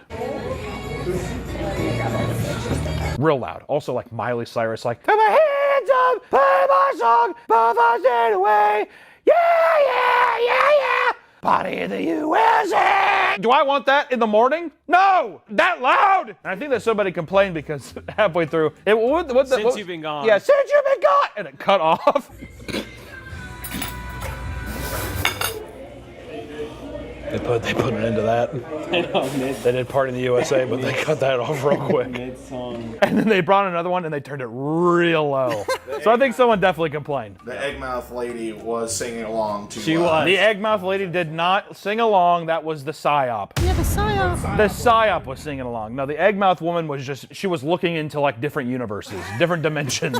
She was literally like doing a thing where it's like the numbers are flying past her head and she's just like. So we sit there, all right, we put in our order, we get the breakfast sampler, which also, that's a bad fucking name, which I just want to say that too. At least Bob Evans had Farmhouse Classic or something, Farmer's Classic or something. Name your dish. Yeah, I mean, come on. Yeah, breakfast sampler. Do you want to just sample what we have? Oh, please, could I? So, everything that we get, it's basically just like scrambled eggs, meat, potato, and pancakes. That was like the big thing. So as we're sitting there, the woman next to us, she has this like sandwich. She takes a bite of it and she like a child. Puts it up on the plate and she's like, I can't, it doesn't even look good. I'm like, okay, well that's a good fucking sign. My breakfast sample I'm sure is gonna be great. So she calls the manager over and she's just like, hey, by the way, this is like disgusting. I'm not gonna eat it. And he's like, okay, well do you want me to get you anything else? No, I don't think so. I think I just don't want to pay for it, which is fine. Totally fair interaction. Nobody was at fault there. Sometimes you just don't like the sandwich, right? It is what it is. But then what happened next? What she does is Nick is also kind of, well, I say discreetly. The guy fucking flails around the camera like he's like he's like waving in an airplane. She leans over and she says, "Is this video about the IHOP's food?" Hey, were you doing a survey on the food? And we were like, I mean, kind of, yeah, we were doing a little video. She's like, well, you don't listen to what I said because I love IHOP. Don't listen to what I said, okay? Because I like IHOP. I just never get the lunch, but I love IHOP. I love everything about IHOP. My son. Yeah, she said, my son says that IHOP is a breakfast place, so you shouldn't get anything for lunch or something like that. You know, my son always said, IHOP is breakfast, it's not lunch. Yeah, exactly. So don't do that. I've heard that before, yeah. She was nice and all, but then I was just like, what is this? It's like an IHOP psyop for sure, right? So then I go quiet because I'm like, I'm not playing this game, all right? So I'm secretly rating it because also what you don't notice is that she is like, imagine, like turn your head, if you're watching this, turn your head slightly away from your computer monitor and it was like this. You know, you can see me from your peripheral. It felt like that, to where almost the rest of the IHOP conversation, besides the kid screaming that he was gonna like be left behind, which he kind of did for a second. He like had a dead sprint out of the fucking restaurant after his family left. She was just looking at us. So then not only that, but then we get our breakfast sampler. The food is like whatever. It was better than Bob Evans, I can at least say that. But it was like a really forgettable experience. I mean, like the server was awesome. She was great. The coffee was like, it was like black ink from a pen. That's how I would describe it. India ink. Whole canister on our And they table. give you, and that's another thing too I don't like about IHOP. Come over here and pour my coffee, dude. Can we not have a social interaction? Here's your canister. It'll stay real hot. It's like, cool, dude. And then also the coffee cups are from Hobbiton. I thought it was like little play cups. It was all very deceptive. I didn't like it. So basically I'm doing this rating by myself and then Nick starts getting up. The diarrhea is already starting to hit him. Milk number 2. He goes in the bathroom, comes out within, I don't know, 10 seconds because the bathroom is like abhorrent. Margaret, what did Nick say the bathroom was like? He said there was pee all over the toilets and shit in the toilet seats, and it smelled awful. Would you have taken a shit there, Margaret? If I had to. And I'll tell you something too. Nick not taking a shit at a restaurant is bad because that motherfucker, he lays waste to a lot of things, and I think he knows that he's just contributing to the stink. At the studio, I mean, it is abhorrent. You'll walk into a bathroom and you'll be like, ah! And all of your hair gets burned off, and then from his room, all you hear is, it's that all day. Stinky. So, don't fucking say stinky. Stinky. That's so f***ed up. Stinky. Fuck you. And also, here's the other problem too. $42. A little cheaper than Bob Evans, but at the end of the day, it feels like it should be cheaper. Right? Am I wrong? I don't know. Hold on. So what did we have the service at? Out of 4 out of 5. Service was 4 out of 5, and I think that's just that was because the strongest score. We were thrown out. It was the strongest. It isn't against anything with our server. It was mostly people having their order sent back. That was a throw off. I had to at least dock him one. I saw it was right in front of me. Yeah, it was literally the table next to us. It was the She table sent the literally sandwich right back. next to us, and then the PSYOP tried saving them. What about the food? Food, we said 3 out of 5. Food's a 3 out of 5. Coffee, 0 out of 5. 0 out of 5. Like I said, it was like drinking India ink. Can't fucking have that. And what was the atmosphere? Ambiance was 1 out of 5. Ambiance is 1. If you have the woman who's like transfixing and seeing different universes and gods next to us, that's fine. But then you have a child basically like screaming that his family's leaving him behind, and then you have 2 other people ordering strawberry fucking milkshakes behind you. The ambiance is off. You can't have Billboard Top 1000 from 2009 blaring at the same time as well. Okay, it's a 1. And then the elderly score, we have to give this one -2 out of 5. You cannot have that next to people. And that sounds harsh, but I just mean it was everywhere. Because you notice this, and then it's just pockets of them everywhere. It's not that I don't like elderly people, but I just mean I want a place that has life. You better stop fucking yawning because you're fucking me up. You also I'm sleepy, bro. You ate way too much today. Way too much today. Well, guess what? 6 points out of 30. Bob Evans more than doubled their points. I'm staying by the 6 points too. I fucking hated IHOP. But luckily, next we're going to Denny's. Denny's, what can I say about Denny's? Denny's, it feels like a breakfast establishment, doesn't it? The branding's nice. You see Denny's, and it's a little fucking like shape. Yellow shape. Yep. Sitting there. Then you go in there, it's America's Diner. America. Ooh. That's just good branding. Bold. Bold. And it's not afraid to hold that punch. It says, you know what? It is what it is. We are fucking America's Diner. First off, it had like a 70s feel, didn't it? Yeah. It's like a retro kind of feel to it. I really enjoyed that. Had a bar. Had a nice breakfast bar. It was open. There was a nice collection of people there, old and young, families and lovers, all sprawled across. It felt like a good time. It felt like a simpler time for when I was younger. Because sometimes you think about these places and you say, oh, when I was younger, I liked this or that. I didn't have to have that sensation. I was there in the moment. I was living it. It was beautiful. How's the unibrow look? I'm good. Is it thick? A little. It's definitely connected. It feels like a bit of a caterpillar. And we were sat down by our amazing waitress. We were like, okay, the Grand Slam, which is also a great name for your breakfast day. Fucking name it something. IHOP, fucking breakfast sampler. What is this? I don't know if you want to try it. That's what it feels like. Denny's is like Grand Slam. By the way, you're about to hit a home fucking run with everybody on base. Good luck being the hero. Are you ready for that today? I was like, do you have something? I don't think I'm that guy, you know? But then she comes over and she says, actually, I had the exact same regular Grand Slam, except it's called a Super Slam. And it's fucking like $4 cheaper. It's $8. It's the whole shebang for $8 a piece. I'm in heaven. Nick slams another deal. He's gone for a long time. So long that we start timing it. Oh, there it is. I go in to check him. I have a little video. Here's the video. Hey, Nick? Yeah. You doing okay, buddy? Yeah. It smells horrible. Horrible in there. When I walked in, I thought I had the perception that there was like 100 count Black Cat firecrackers going off or not. You know, it is 4th of July season. Who knows what happened? Motherfucker was fighting a battle in there, all right? Stop 3, he was in it to win it. He's been down in those things. He's been shaking a little bit afterwards and stuff like that. The food comes out, and it might be the most aesthetically pleasing bacon I've ever seen in my life. Like picture quality bacon. It was so good. The pancakes are amazing. The bacon's delicious. The only problem though, the hash brown. The hash browns, it has the texture of like jasmine rice, you know, like the long, thin rice kind of thing. It just doesn't, not a lot of taste. It's the one negative I had about the whole thing. Well, the coffee was nice too. Good coffee. Coffee was good. Coffee was good. I like the mugs even more though. Yeah, good mug. I'd kill for a nice set of Denny's mugs. But the atmosphere after I noticed it, and then you know what happened at one moment? Right behind Nick, well, when he was there, right behind Harry and Nick, Harry was there the whole time because he didn't have diarrhea, was just a couple, an old couple. Gray in the face and hair, wearing saturated colors, really making the gray on their skin pop. And they're eating a bowl of fruit and conversing and drinking coffee. And it made me think about the golden years and how I yearned for those times. It made it feel all so possible.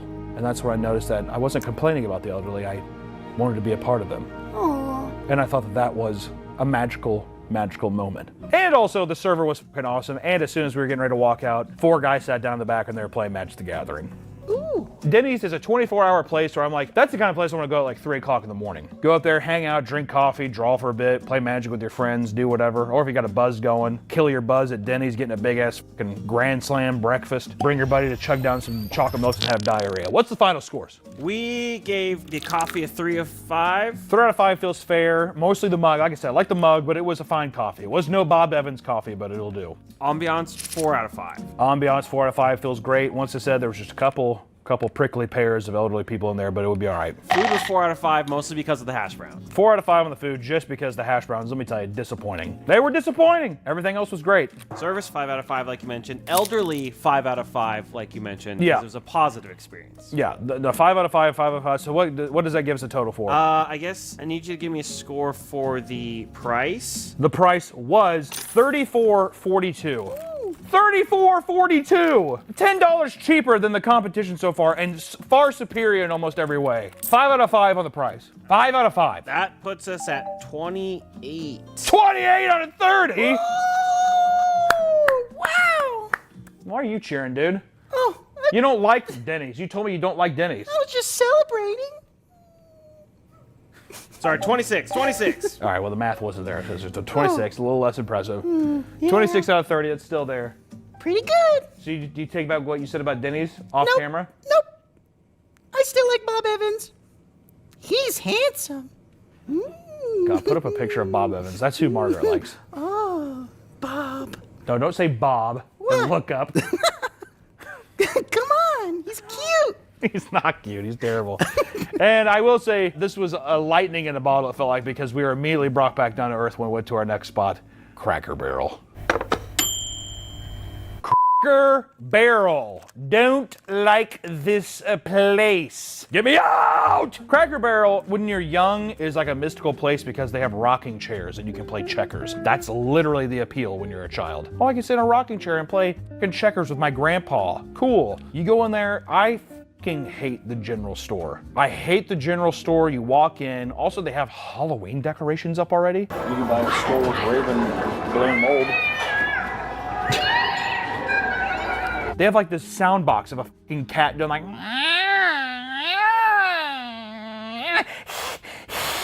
why? It's 4th of July! Hello? You can buy 3 skulls with the Raven on top of it right now. Is that not fucking odd? You go through and it's just like, god damn, dude, Cracker Barrel just fucking makes me sad. They have kind of a cool fireplace, and they have like the gun atop the fireplace and stuff, but it's this big, huge fucking open room, and they're like, hey, we have a special, it's called the campfire. And literally they just give you a plate with tin foil and you open it and it's corn.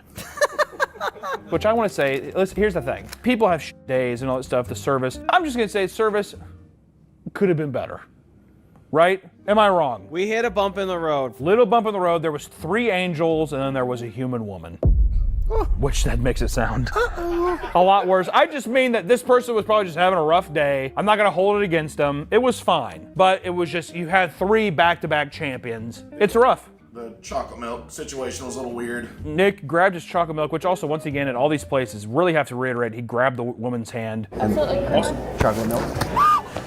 As they were walking away and basically forced them to give him chocolate milk. She gave him the chocolate milk, but it was 2 milk cartons and then a glass. It's like, you couldn't have just poured that in the back and not have me know that this is like a cafeteria milk. Feels a little weird. So then Nick starts chugging it and then she's like, what do you want? What would you like to eat? And she's looking at him while he's chugging it. So he's kind of like sitting there with the glass like this and he's like looking around like, and I know his fucking stomach's a Nazi, he has to shit. So I'm like, we'll do 2 of Mama's Breakfast.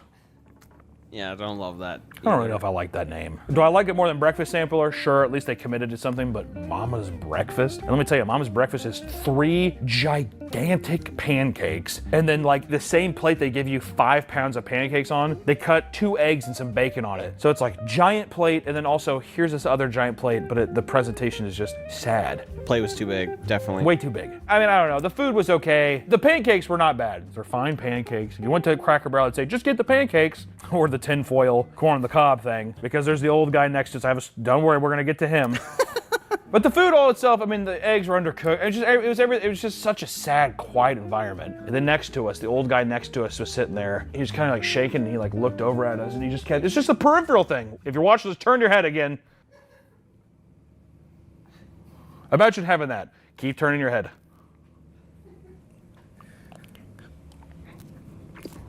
And then he would lift up his corn. Don't look back yet, turn your head.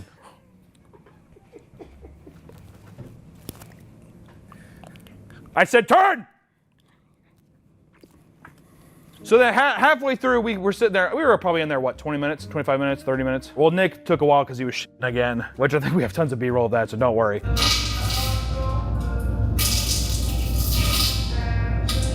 But halfway through, his wife gets up to leave, she's gone. The second we sat down, his wife we were maybe sat down for 2 to like 5 minutes. She got up and she was like, And I'm like, okay, well, she's definitely gonna let one loose. Big old thing of biscuits and gravy she ate. And I'm like, there it goes, you know what I mean? She sat there and got up and left, and I was like, she's fighting some demons as herself, whatever. Also, what did Nick say? Did he go to the bathroom twice? Yeah, he said round 2. Yeah, so Nick went to the bathroom twice at Cracker Barrel. What happened the first time he went in? Oh, a young man asked if they were in a band, if you guys are in a band. Oh yeah, he was like in the bathroom thing, and the guy was like, hey, are you guys in a band? While the guy was washing his hands. And I'm guessing Nick was just squirting and being like, no. And then what happened the second time? Someone sat down next to him, and he letting him rip, the 2 of them. That's right.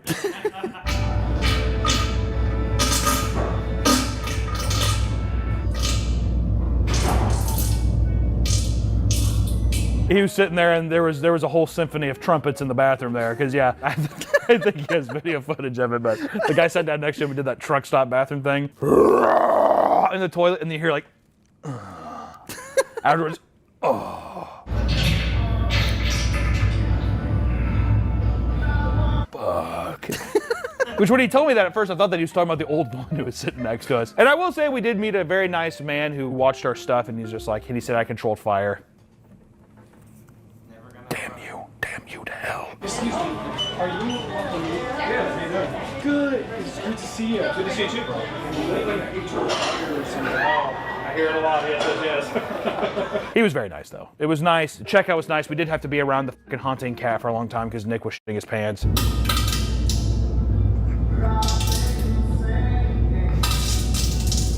But we paid our tab and we left. All in all, I will say, it felt kind of on par with IHOP for me. Atmosphere-wise and all that kind of stuff. Elderly-wise, oh my God. Oh, and then also, the woman wasn't shitting, she was in the general store the whole time. What did she buy, you're probably wondering, in the general store? A jar of honey. 25 minutes of letting your husband eat corn alone to buy a mason jar of honey. Our bill also was $44.77, which actually beats the most expensive by 2 cents. Cracker Barrel was the most expensive. Ooh, not going back there. Just want to say that. What are the points? Everything got a 2. So we got 2s across the board. Except for the elderly, which got a 0. The elderly got a 0. You have to when you're looking around. Once again, I hate to say it, there were just pockets of them, and I just felt I had this insatiable feeling that they were looking at me the entire time. You know what I mean? Like you're sitting there and you're kind of like eating something, and you look up, like double take, you're like, look up, and like one of them's just across the room like this. And the guy next to us, it's just too much. I couldn't tell if he was mad at me. He just kept He was staring mad. at me. He was mad at everybody. I think it was his wife being gone the whole time. He may have not seen very many Asian people as well. It might have been. You think it was a diversity thing? I didn't know they let Asians in here. I consider it was for so long. I considered that. He was mean mugging it for a fucking while. He was looking at me the entire. He's probably in World War II. So. He's probably a veteran. That's actually. You son of a bitch. $44. I would not recommend. What are the final points then? So if we're giving the price a 0, which it probably. The price should be, I think, is what we gave Bob Evans a 1 for, right? Yeah. So I think that it's only fair that I get. Well, we'll give it a 1. It's so okay. Close. So we'll then that's gonna give us 9 total points. 9 points for Cracker Barrel. I stand by that 100%. I think that's more than fair. 9 out of 30. That feels completely fair. If anything, I almost want to dock it a few points, but I won't because we've already done it. And then last but not least, we went to Waffle House. Ooh. Full 1/4. Waffle House is American, Midwest, Southern tradition. You can't explain it. It's an anomaly. Is it the best food you've ever had? No. But is it amazing? Yes. Do they have the worst training video and worst system for taking orders? You also want to tear off a small corner of the cheese and place it on the top of the marker to help you remember that it comes with cheese.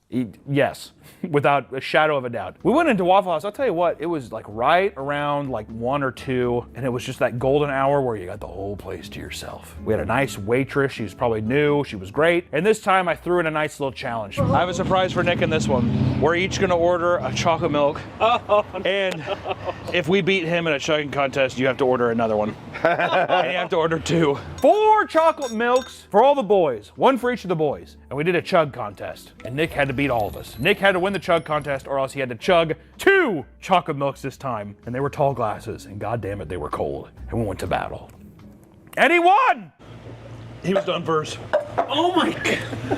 Well, the champ wins. But you know what? You earned that. You did earn that. He won the chugathon, and I couldn't do it. It was too fucking cold. I found out how bad I am at chugging there. It was very cold. I started getting like a little brain freeze going afterwards. I immediately thought that he was gonna throw up. He like acted really fucking strange, started getting real quiet. And then out of nowhere, he ordered another chocolate milk.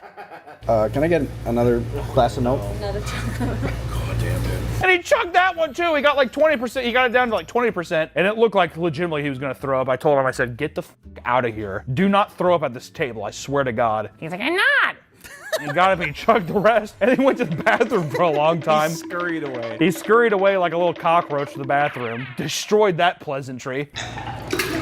And then we got our food quickly too. That food came up fucking quick. And if there's one thing I gotta say, to have a successful breakfast, in my opinion, you gotta do 2 things right. Hey, stop it. I heard that one from over here. You gotta do 2 things right. eggs and hash browns. And let me tell you, you cannot beat Waffle House's hash browns. You just can't. Impossible. You cannot do it. Coffee was good? Coffee is fine. I'm not a big black coffee guy, but I will say it was fine. 3, did we give it the coffee a 3? Yeah. Coffee was a 3. It was fine. It didn't blow me away. It wasn't as good as Bob Evans, but it's fine. The food was delightful. Waffle, amazing. Bacon, amazing. Hash browns, everything. The food was a 5 out of 5, easily. Just without a shadow of a doubt. It also came out so quick. You wonder, how could you process something so delicious so quickly? Margaret, have you ever had Waffle House? Oh, yeah. I love it. Not as much as Bob Evans, though. Oh.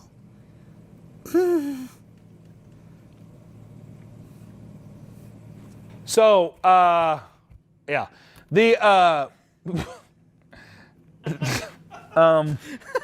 that threw me off. Wow. It was good. It was very good. The service was very good. The service was a 5 out of 5. Everybody was chatting, having a good time. The ambiance is great. It was just the sound of a restaurant. Food, cooking, the aroma was amazing. It was a 5 out of 5. Elderly people, not one in the building. Wow. And why? I wonder why everything else was so good. 5 out of 5. And coffee was a 3. And then the price, 5 out of 5, because, well, we got 6 milks this time, or 5 milks this time, and the total was $34.50. If you don't count all the extra milks. Pretty much putting it on par with Denny's, which I will say, it was $1 cheaper, but it was a special they were running, so I don't know if that's year round. This was just the All-Star special that's been on the fucking menu since day one. It was amazing, putting our final total at what? 28 out of 30. 28 out of 30, making Waffle House our victor! Which I feel like we all knew this from the beginning, but we had to go. I mean, it's been forever since we've been and like actually done these things, but pretty much if I see it, it's Waffle House, Denny's, Bob Evans, Cracker Barrel, IHOP. Yeah. I fucking hate IHOP so much. Yeah. I hate IHOP bad. so much. Really, this video was just an excuse to see Nick drink chocolate milk and have diarrhea. There's gonna be, you probably had to sit through a lot of that B-roll, so if you're still here, I appreciate you.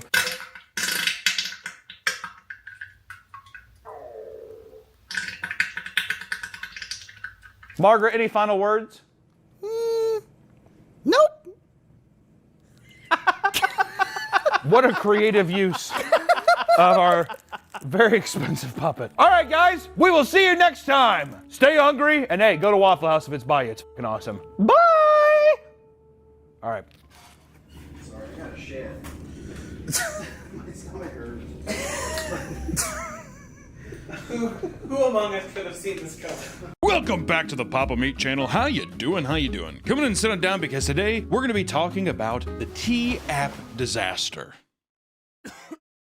What? There's a lot going on in the world. Recently, the #1 app on the Apple App Store, T, just suffered a massive data leak that exposed thousands of users' personal data. Data breaches occur online way more than you think, and in fact, your data has probably been sold hundreds of times already. But this data leak from this specific T app is uniquely bad, kind of funny, and pathetic. It's all these things wrapped up in one, enough for us to be like, this is funny, let's talk about it. So, users of the T app had to basically submit pictures of themselves or their driver's license, passport, all that kind of shit to access the app itself. In 2025, more companies in the industry are moving towards the same requirements, putting way more people at risk. Data breaches happen all the fucking time, and now companies are just like, we need every bit of your information, but not only that, we need pictures of it. We need to hoard it together, which is, it makes sense, but good God. As additional information comes out about the leak, it seems that it was completely preventable, and the T app was lying to its users about its data collection. No.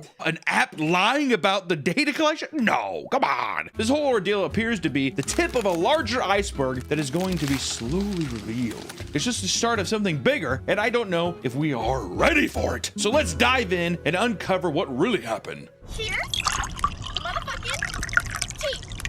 What exactly is the fucking T app? What is it? Because when I first heard about it, I was like, is it just legitimately about tea? Which is dumb, but it's almost like tea. Tea's popular. Popular drink. Long time. Get some leaves, throw it in some soup. You drink it. You know, I don't know. But T app is actually a little gossiping ass app for little catty bitches, all right? Back in 2023, CEO Sean Cook created the app after his mother kept matching with criminals on dating apps. And I want to say right now, I feel Sean's pain. My mom been through hell and back, right? Well, this is a tragically sad story. It is sad, and you know, I just say don't shoot your animals. Well, I thought it was an accident. Was it not an accident?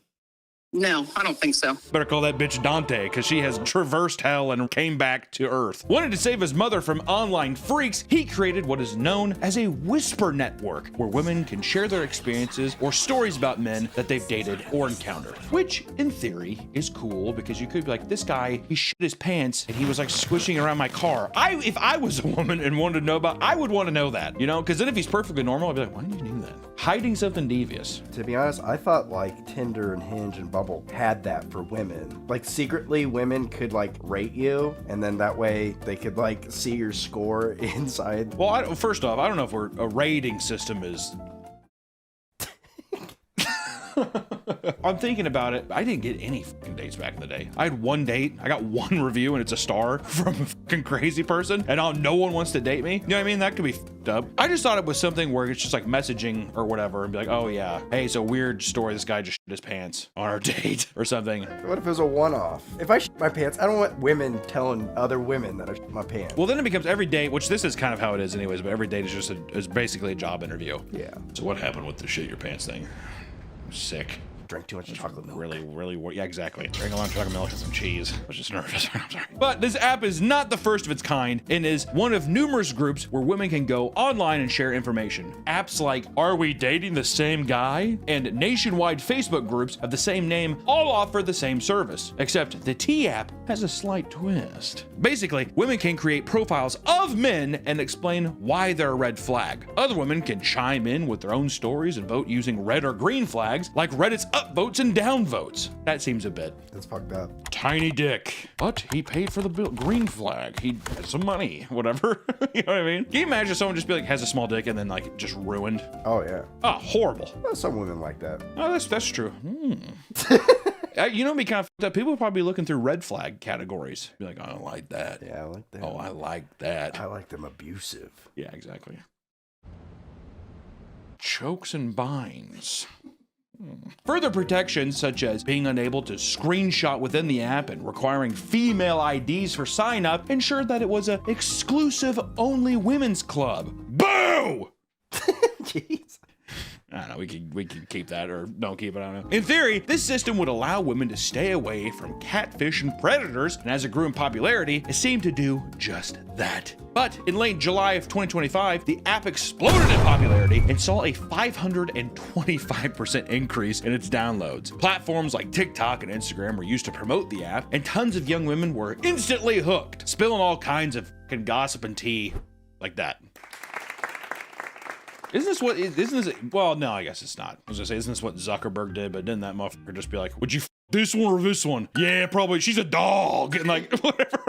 So it's not really that, but let me ask you this, Nick, just to have it out there. Listen, I'm a local feminist. Me too. We all are. If men had an app like this, would it be seen another way? They made it at a response. How's the response been? Oh, men love it. No. Is it considered misogynistic? Oh, yes, definitely. Okay. That's just a little double standard, all right? Because maybe I want to fucking be like, yeah, she dips Lay's chips in ketchup. Red flag! She doesn't know what a chicken is. I had a date like that. A duck flew in front of our car, and she said, ooh, look, a chicken. Start texting. Does it know what a chicken or duck? That's a chicken or a duck. Does not understand the concept of bird. That's only fair. That's only fair. Tea should be for both. You know what? Goddamn, I'm tired of it being teas just for the gays and women. Why the fuck can't I say tea? Tea. I want to drink some tea. Spill the tea, sister. I want to spill the tea. Let me spill the tea. The bitch dips her Lay's chips in ketchup and she can't identify a bird. I'm not saying the two can't either. I'm saying can't delineate a chicken or a duck. Red flag. She smelled great, didn't know what a chicken was. That's what I mean. Is that not only fair? There's the tea, and I just spilled the tea. It's all over everywhere. It spilled it. That's all I'm saying. Wait! We want to thank today's sponsor, GamerSupps, our longest, most beautiful sponsors on this channel. You can go to gamersupps.gg and get our own flavor raw meat. That's right, baby. It's one of the best. I'm going to say it's the best right now, and I think I need you to try it right now. It's keto friendly, sugar free, and there's non-caffeinated options if you have a little quail heart and it's too much for you. But also, GamerSupps right now has carbonated energy drinks. Move over, Red Bull. There's a new sheriff in town. They got all kinds of flavors right now, guys. And let me tell you, if raw meat keeps going the way it is, they're wanting to put that little bitch in a can and sell it as well. So be sure to check out my flavor, raw meat. And also, if you're unironically just wanting like a carbonated energy drink or more of the shaken energy drinks type stuff, Gamer Supps is the way to go. It's fucking awesome. It is a very, very nice product. So thank you so much to Gamer Supps for continuously sponsoring these channels. And hey, go check them out. You can get free samples. If you like big anime titty cups, they do tons of drops with different creators. It's just a nice thing for if you're a fan of online content and if you're needing a little extra energy boost. So thank you so much for Gamer Supps for sponsoring this video, and back to the video. Now, millions of women were sharing their experiences and gossiping about the men in their lives. While it might seem like a paradise, a lot of men were very upset with the app. And by a lot of men, I think it's just guys who have already a bit of hatred anyways. Yeah, towards the female race. Right? Which honestly, you know what? Every single man, I think they kind of do. I think there's something there. If you're a single man out there, I think there's a little hate in your heart. Just a little bit, especially because they couldn't join and see what was being said about them. And most of the female users of the app thought that the men reacting in this way were just being childish. So why did this anger so many people? Why did the app fucking make people so livid? It's understandable that an app for women.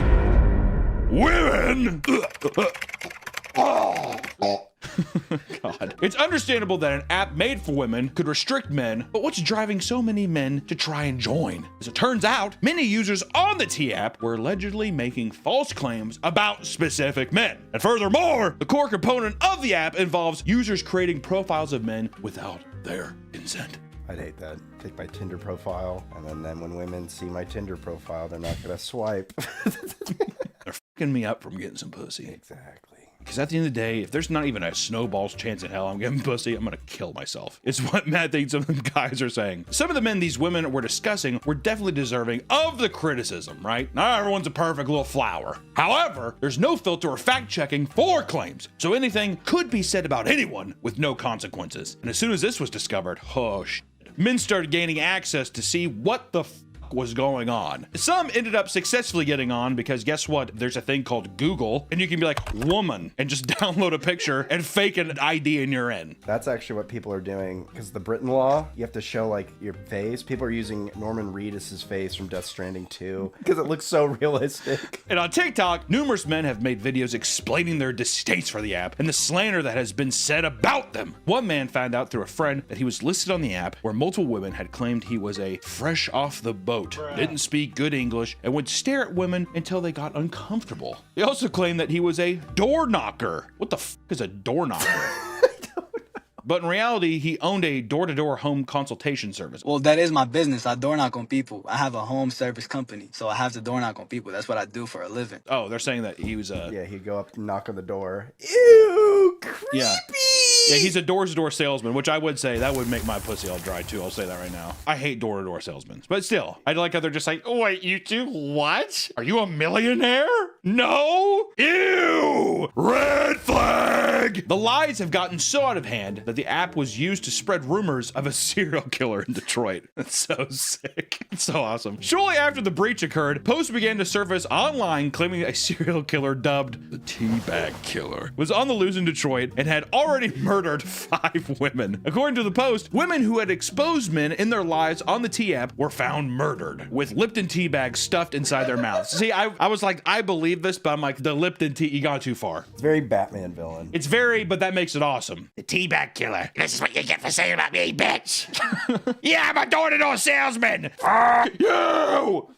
Yeah. Do you think he like waits for them to get home? Like the lights are off, pick up their purse to throw their keys in the thing. The light turns on. He's just sitting in the chair with a glass of tea. Yeah. Stooping it.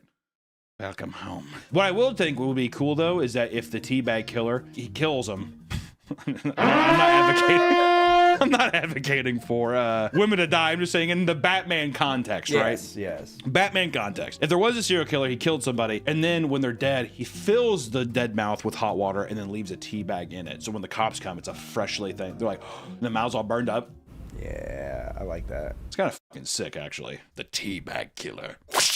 you know. The post continued by saying that a victim, whose identity was concealed by local news, had received a picture of a box of tea with her name on it. Supposed images of the murderer were also beginning to surface online, and it wasn't long before the story went viral and women on the tea app in Detroit began to live in fear and contact police with potential suspects, which is also kind of fucked up. I think I know who it is. It's like a completely fake person. I dated a guy, red flag, bird kind of thing. Yeah, he was upset that I didn't know what a chicken was. Next. Detectives quickly got to work and determined that the whole thing was a hoax, and the pictures and media association with the killer were all deep fakes of people. If you're not looking, these deep fakes can be tricky to spot. I stuffed their throats with tea bags. None of it was real. But I just want to say again, it's f***ed up to even assume that you're like, I think I know. How f***ed up is that? Not only are all these men angels being shamed or defamed online without their knowledge, but they're also being doxxed. Multiple screenshots of people's personal phone numbers, emails, and social media accounts, and even home addresses were leaked on the app, putting many in actual danger. That's fucked up. Also, why are you sharing that? This is where he lives. Seriously, don't go there. Within the app itself, users could pay for background checks and criminal records of the people they were talking about. I want to say that's kind of a fun feature. I was going to say, you know, background checks though. A background check to be like, is this person a criminal? Because he's like, honestly, I can't wait. Yes, that's awesome. Just for fun, I'm just gonna do it. Pay the $5. Hey, so this guy actually strangles dogs. Our date's going to the pound. Why does he want to go to the animal shelter if that's her date? She looks at her dog. He's looking back up at him. If you thought that was bad, it gets even worse. The things that are said on the app are pretty fucking strange, honestly. In a private text conversation, a user was trying to warn another of how she would get her blood tested because a man she slept with had some sort of STD, right? Instead of being concerned, she was more interested in the size of his dick and ignored the blood check altogether. Yeah, but was it huge? Was it huge? She's like, no, but seriously, it's like rashy. I have like bumps. But how big was it? Do you have a picture? You have a picture of it and his address. Please tell me. A woman in Baton Rouge posted to the app asking if anyone knew of a man named Jaden, with the woman chiming in to talk about how they got eaten out by him. Hey, do you guys know Jaden? I like him. Yeah, he eats pussy good. Well, if it's Baton Rouge, it's like, I ate my pussy like a crawdad. Shucked and sucked, ladies. Right out of it. Come on. Hey, you know what? I'm texting him again. Jaden, you get your ass over here. Different man named Mookie came under fire after a woman asked for the tea on him, right? The replies were all over the place. One woman said that he had a small dick, his breath stank, and he couldn't hold his liquor. Uh-oh, Mookie. The reviews are in. Not good. Another user said he slept on a mattress on the ground, and others were asking for his social media. Dick little, can't hold his liquor. Can't hold his liquor, dick is small. I feel you, brother. Breath stank. I feel you, man, too. Need to brush my teeth more. Slept on an air mattress. I did that in college, too, buddy. Nothing wrong. I don't mind that. I never really mind the whole. To me, if you have a bed frame, just storage. I don't have a lot of stuff. I just throw the bed on the ground. Japanese people sleep on the floor. So. And what's the most beautiful country in the world? Japan. Yeah. Yeah. So these women are CUNTs. People are not just commenting on men. Sometimes they impersonate other women. A woman posted a picture of the tea app to her Instagram, asking others to report an account that was impersonating her and asking about her husband.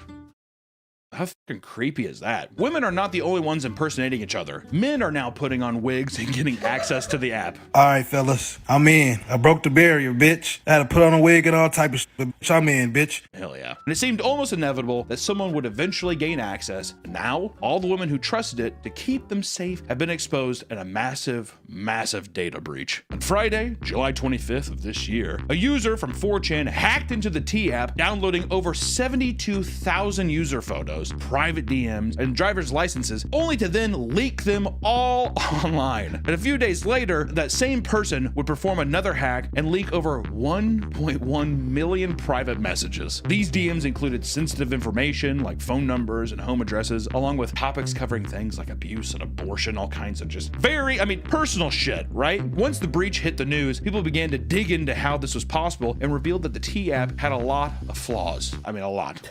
A lot of flaws. For starters, the hackers didn't even really hack into the app itself. All of the initial images and photo IDs were all publicly accessible through the website's URL. Wait, you could do that? That'd be me, but running an app. Wait, oh my God, they can through the .com? This was news to many users because in the user agreement, it stated that any photos uploaded during the verification process would be only temporarily stored before being deleted off the server. The T-App scrambled to fix the issue and remove all DM features on the app to ensure that they wouldn't be leaked in the future. Though they tried their best, it was already too late, and all of the leaked images and information had spread far and wide across the internet. The original hackers who hacked the data posted to a thread on 4chan. Threads would be taken down, but to preserve the images, the hackers would place the data into torrents and share it across the other online forums for the entire internet to access and download. The breach became such a problem that the FBI was eventually called in to conduct intense cybersecurity investigations to find out who was responsible for the breach and why. When all the women on the app realized their private information had been shared, they took immediate action. Griselda Reyes filed a class action lawsuit against the T-App, citing their failure to properly secure and safeguard personal identifiable information. Quote, shortly after the data breach was announced, internet users claimed to have mapped the locations of T's users based on metadata contained from the leaked images. Despite their initial goal on empowering women, T has actually put them at risk of serious harm. Once all of this information went viral, people began to make fun of the victims of the leak simply because they trusted the company with their information and IDs. Now, there are tons of posts mocking them as a form of public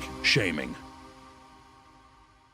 Oh, look how the mighty have fallen behind your golden veil of secrets. Now we see you. We see all of you. Yeah, they posted their pictures. Well, yeah, now it's just gonna be guys being like, oh, really? You're gonna judge? That's what they did. That's what they did. That's what they do. Immediately after the breach came out, someone who was associated with the leak created an online map with 13,000 users' exact locations pinned across the world. Yeah, I saw the image. It filled up America.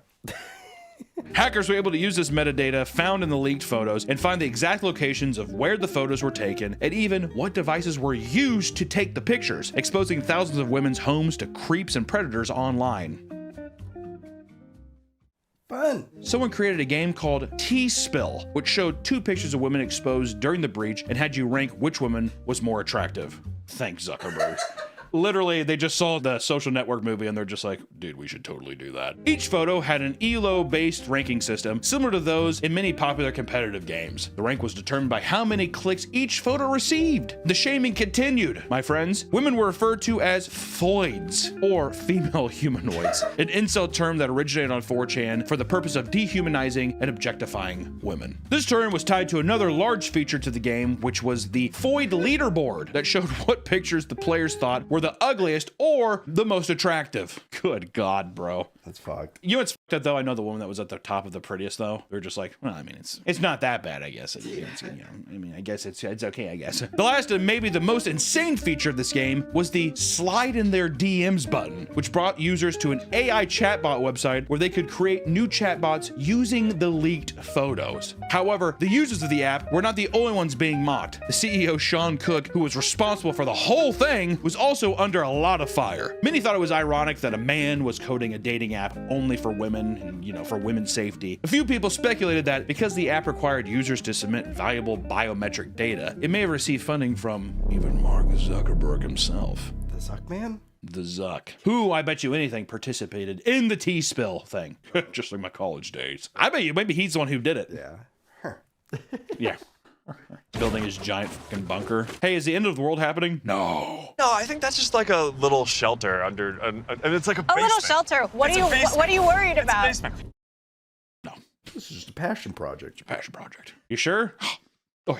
Yep. These claims sound outlandish at first, but when you realize the direction that social media is headed, this is becoming a regular issue online. In October of 23, the UK passed the Online Safety Act, which looked to keep children safe online. And to do this, Parliament introduced multiple new online crimes such as cyber flashing and epilepsy trolling. The controversial part of the act was its requirement for certain websites to force users to submit photo IDs or facial scans in order to access content. Platforms like Reddit, Discord, Spotify, Blue Sky, and even Xbox all required required some form of biometrics, and the public is not happy about it. When I hear people be like, we need a scan of your face, my ass thinks, I'm like, I feel like you're using my likeness for something somewhere else or whatever. It's one of those things where it's the impossible challenge of like trusting this company, even though you know like something is happening. It never win situation, I think, on both sides, both the user and the people trying to run it. And the US is following suit, with multiple states enforcing new laws that require Face ID to access certain adult websites. I mean, just this week, YouTube has begun to test AI age verification using scans of user faces. Even Rockstar Games is considering enforcing Face IDs to play GTA 6. As more and more companies turn to this new method of ID, people are slowly believing that both the US and the UK are going to turn into an Orwellian surveillance state. Since 2022, there have been hundreds of breaches with billions of people's precious data being stolen. And in 2025 alone, there have been 30 breaches with 16 billion credentials stolen. Only God knows what corporations and criminals are doing with this information. With the recent breach of the T app, it is never more apparent that companies don't care about you. They just want your personal data. You think that any of these they don't. No one gives a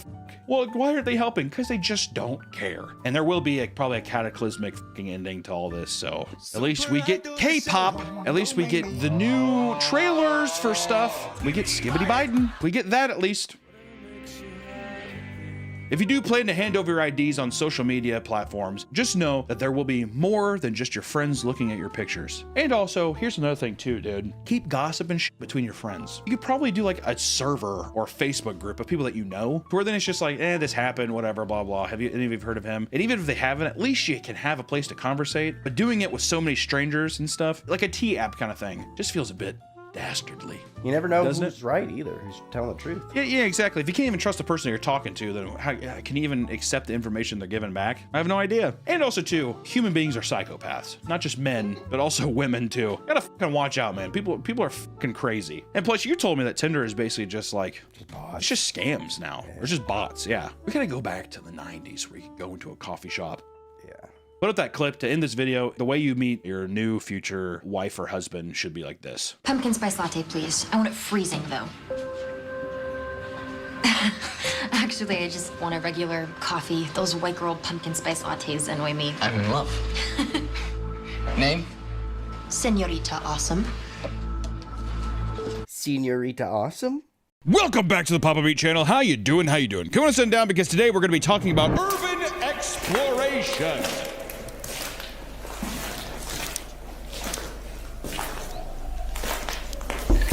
Most people can appreciate the thrill of going on an adventure, but what that means can vary depending on the person. Not everyone wants to go on a simple hike or beach trip. They prefer to travel to places with a much more rich and fascinating history, like Hobbiton, like Frodo going to Mount Doom. That's an adventure. Would going to an abandoned asylum also be an adventure?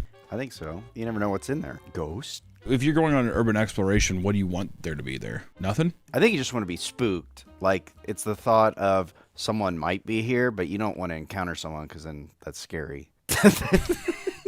Alrighty. Urban exploration, or urbex, is a simple act of venturing out into man-made structures that have since been abandoned, carrying a unique history preserved for people to explore and admire, or to go in and hope someone's there, but having no one there because they don't want to get too spooked. It's not just about what you find, but the risk you take getting to the location itself. You're going to find out that the world of urbex is quite a unique and interesting one, though there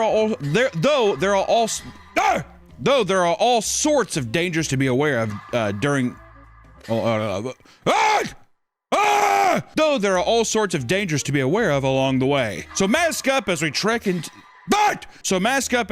through the world of urban exploration. God. I've only I urban explored once accidentally, and it didn't even end up being urban. How do you accidentally? There was.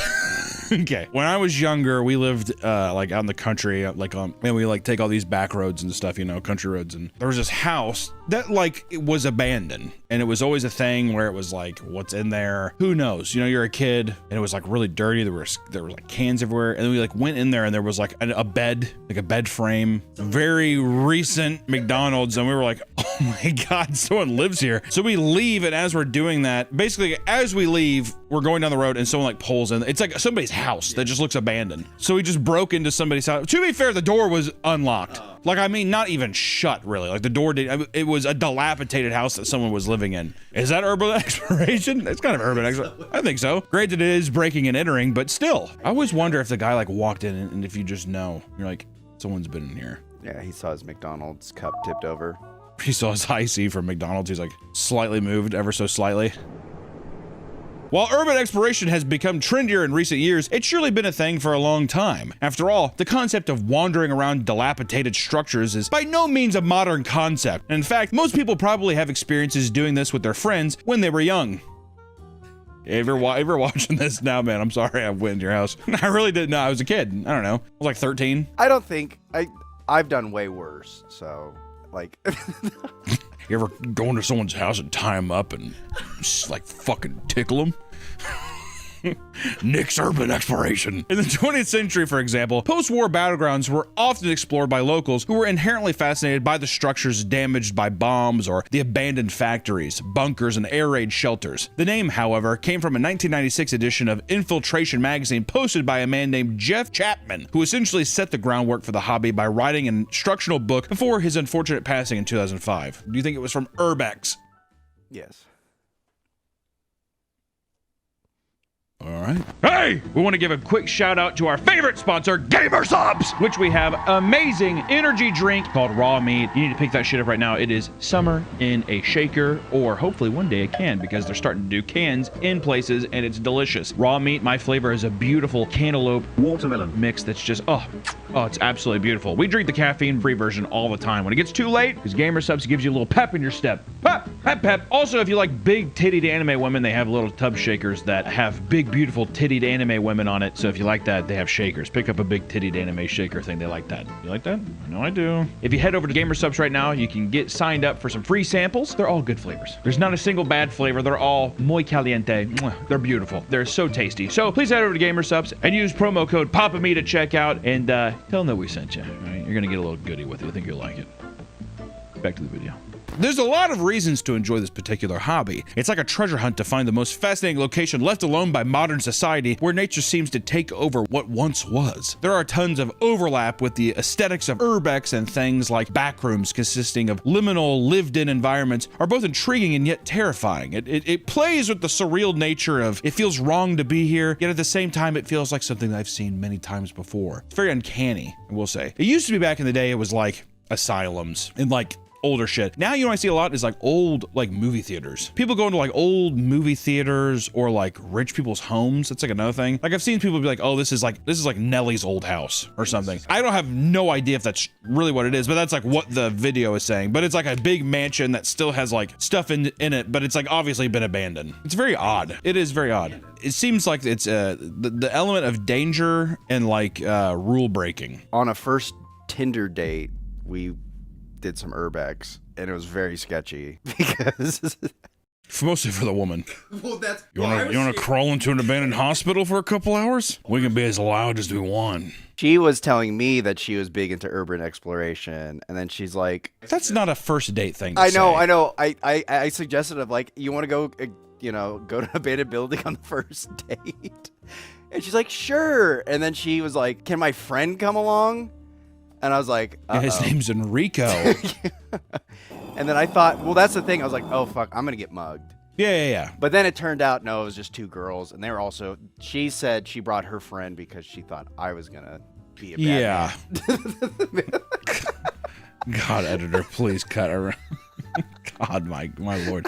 I will say, like I guess in like your like a Tinder bio or something saying urban exploration, I like doing that. But like, I don't know why, but I get a little bit of the ick when if someone was like date one, yeah, I love urban exploration. To me, I'd be like, what the fuck are you crawling down like abandoned buildings for? I had to break up with her because we went to the beach and she wouldn't eat and she was vomiting, or like she was sick all day and it ruined the beach day.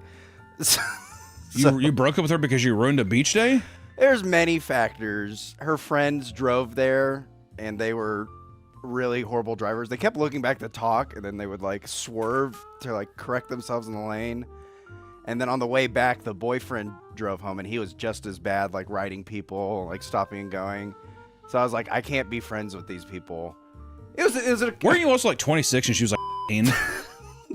That is actually so true. 23. Okay.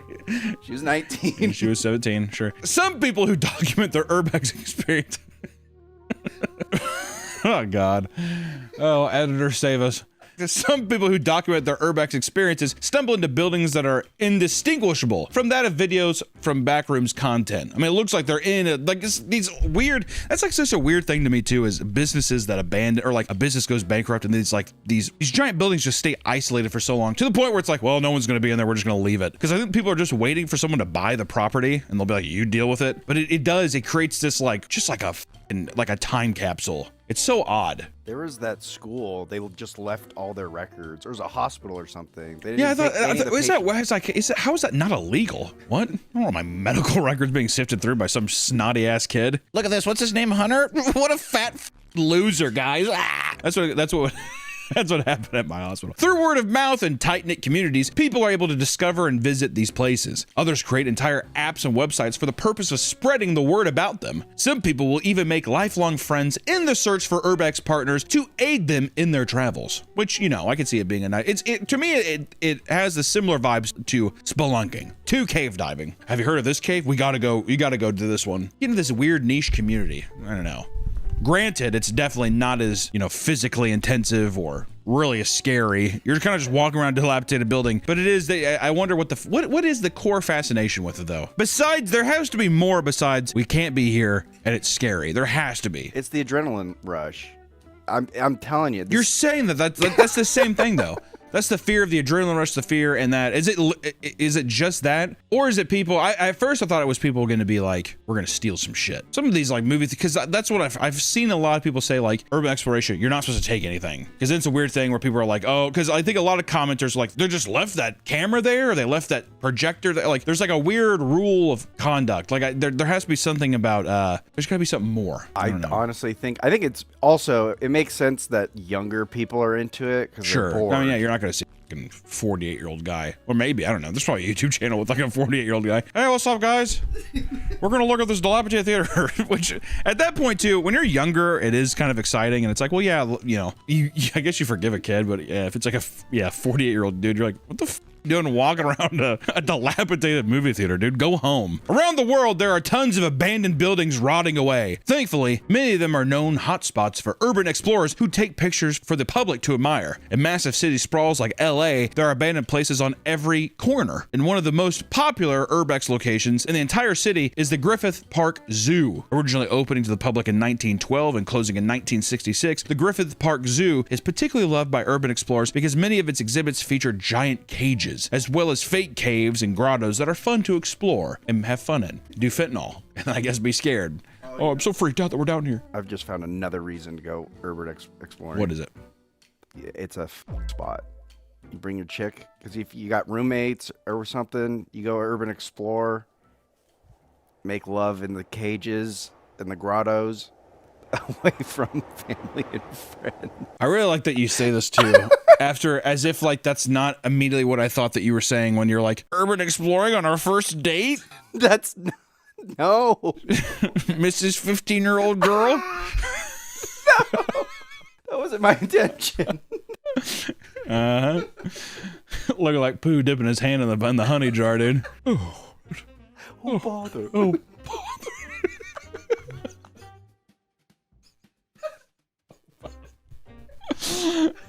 Today, the entire site is covered in graffiti and nature has slowly taken over the rest of the grounds. There are also tons of bats and massive spider nests, but despite this, tons of people love hiking through and using the location for photography and Halloween events, which I will say is pretty cool. I would like to go there. No one asked me to go urban exploring. Maybe we'll go after this video. Shut up, Nick.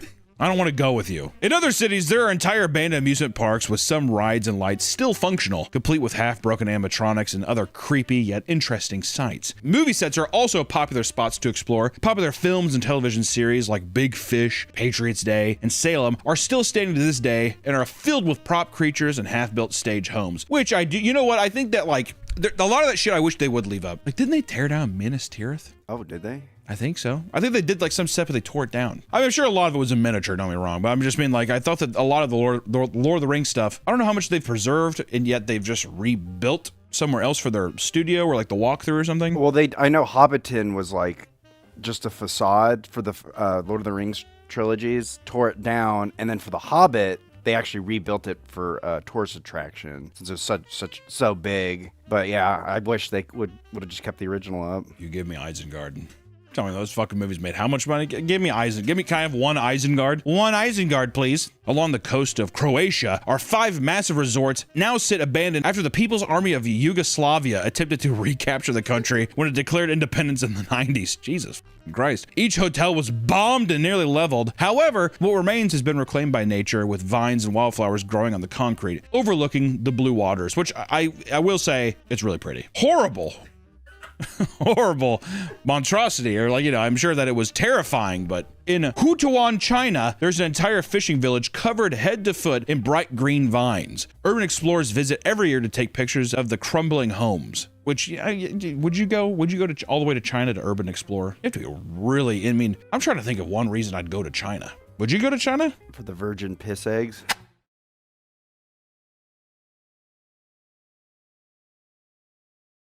The key to these eggs is the urine of young boys under 10. Young boys' urine is collected in schools and markets around the city in buckets placed by their street vendors.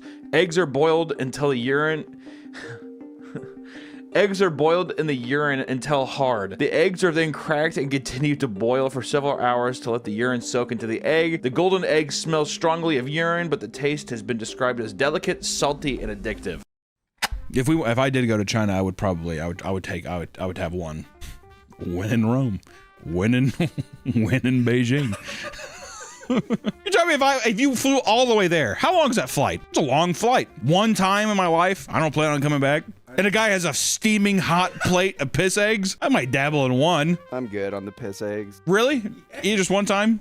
People have been eating them forever? Nope. I will. I've seen you eat horse. Oh, that's different. It's not a child's pee. I've seen him eat dog. Nick will eat any meat that's cooked in front of him. He's like, I don't care, it's good. Oh, put a little piss on an egg. Ooh, now I'm above it. Would you eat what about the bollet? What was the one where it's like the egg fetus thing? The mallard ducks are incubated for 2 to 3 weeks, boiled inside, and then served from the shell.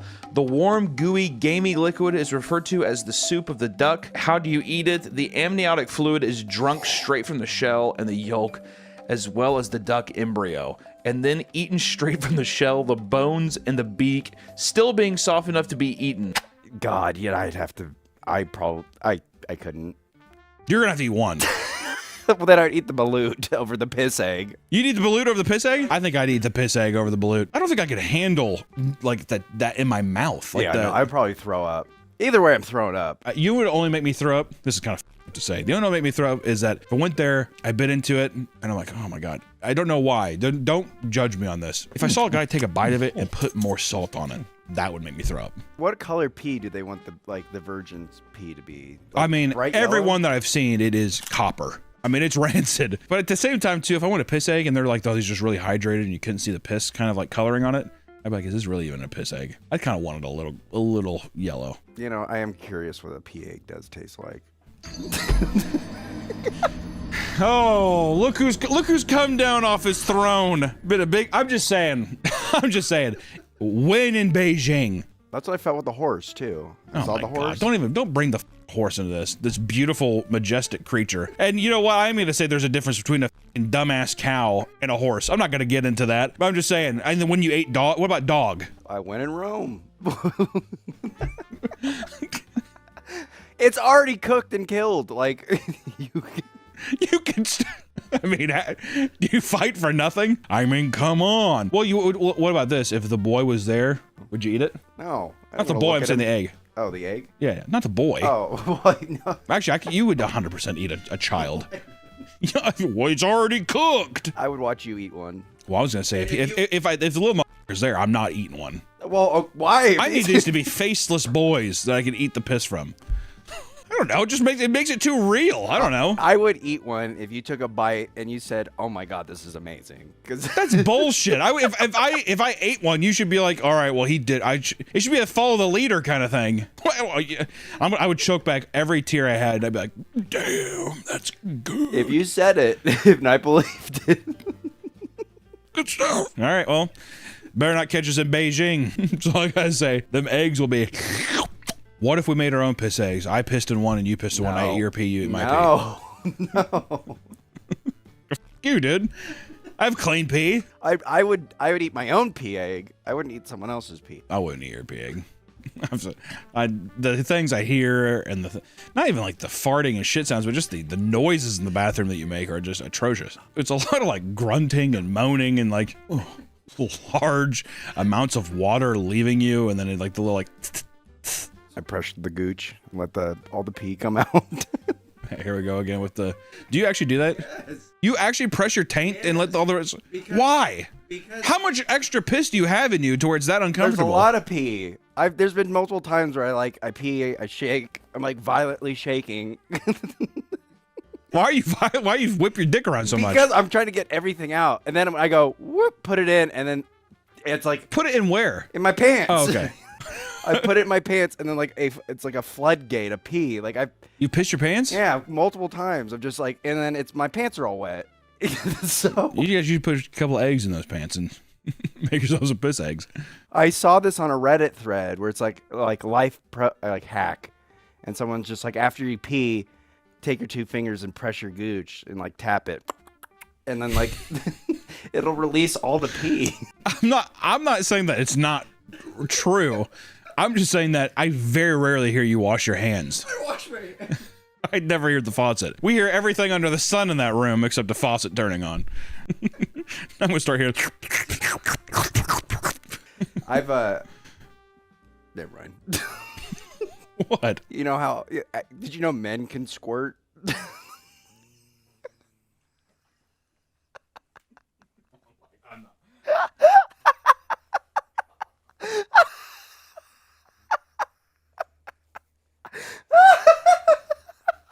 Why are you telling me that? Are you saying that you've squirted? Yeah, it was pee. What do you mean? What do you mean? I was without ***ing off. I was able to pee voluntarily. Stop! God! And now we have to jump back into urban exploration. Who gives a shit? Oh my God! You beat your. That's just no. I don't know how to explain it without being. I wasn't ***ing off. I was just like rubbing the top of my head, and it wasn't. I just peed. I just all of a sudden just peed. Like, why are you petting the top of your head? I don't remember. I just remember it happened. Good I was like, oh my cat. God. Good cat. And I tried it again. And whoa! It's like Spider-Man shooting his web for the first time. Well, during the 1970s, Japan opened a sex museum, which closed 2 decades later due to low tourism. Yeah, right. Why? Japan? They're a horny country. The entire interior is filled with sex shrines, sex toys, mannequins, and various sex positions and giant phallic stone statues. Urban explorers frequent the sex museum because its halls are made of artificial caves, and the pitch black interiors make for a haunted experience. Searching through urbex spots, you're bound to reveal a lot of strange objects, whether they're items with deep history or simply things left behind by other explorers. For example, some explorers have found gigantic statues of President's head left alone in the middle of a random Virginia field, which were moved there after the closure of a park they belonged to, which I don't know if you've ever seen that. It's pretty sick. They used to all belong to some kind of like amusement park or something, and then like one day they're like, F it. And now they keep sinking into the mud. But it's like a very weird, almost looks like a looks like a set in Dune or some shit. It's very weird. One group over in Victoria went to an abandoned wildlife park to find a 16-foot great white shark that had been left behind since 2012. God, that'd be so hard not to be like, we have got to get this out of here. We gotta put this somewhere in my house. Other discoveries are far less fascinating and much more depressing, like one man who found an abandoned house lined with endless lotion bottles and what appeared to be dirty, used socks. Maybe I think he just broke into some guy's house too. I'm telling you. If you see a dilapidated house on the side of the road, someone probably lives there. One 16-year-old explorer was looking through an abandoned warehouse only to find that it was stocked with broken down NASCAR vehicles, as well as an absurd amount of Red Bull energy drink pallets. In situations like this, it's imperative as a member of the urban exploration community that you do not steal or tamper with environments of any spots you come across. It's often frowned upon when people go out of their way to move things around or decorate areas like abandoned churches, as it takes away the experience for new explorers who want to visit an untouched location. See, that's what I'm saying. Some people have found as much as $6,800 in abandoned homes, while others have stumbled into fully stocked video game stores easily worth thousands of dollars. I mean, if I found a video game store, come on, I'm a human. I know I just went on I just went against what I was saying. I guess I mean, like, if it's a church or something like that, like I don't know. There's a difference, probably for no reason in my mind, between like an old dilapidated church or something like that versus like, I don't know, like a video game store that's just like, well, what are these video games gonna do? Sit here and rot? Which it just depends. Are you gonna add them to your collection? Be like, it was the greatest find of my life? That's a cool story. Or are you like a reselling who's just like, we're gonna make so much money? I don't know. I would take one. Yoink, and leave the rest. If I'm taking one, I'm going to take all of them. I would 100% take the money, though. Nobody needs it. It's just money. I need that money. Give me that money. I wouldn't want to take the money because I'd be like, this is a trap. I think that's also why I feel so kind of like apprehensive, is because if it feels too good to be true. Someone has like a red dot on me right now. Most experienced urban explorers will give you a laundry list of equipment you should bring. For starters, most explorers wear some kind of mask to protect against mold and asbestos that are in some of these 100-year-old plus buildings, right? Next, you'll probably want to wear long sleeves, jeans, closed-toe shoes, because you never know what you could brush against in these places. Never know what kind of thing's gonna be sticking out. Even like rusty metal, all kinds of shit. Cut yourself, uh-oh. Yeah, a little tetanus. Mm-hmm. You ever have a tetanus shot? Oh yeah, I stepped on a rusty nail in a construction site because I was urban exploring. Were you? That's awesome. Feels like jello going in your arm. Yeah. Also, it's I had a weird bug jump into my finger. I don't know if I was hallucinating. It was after getting stepping on the nail. It was either a splinter or a weird bug, but I went to reach out for like a wooden those stakes that come in the ground, and a bug like jumped into my finger and was like trying to crawl into it. Nobody believes me.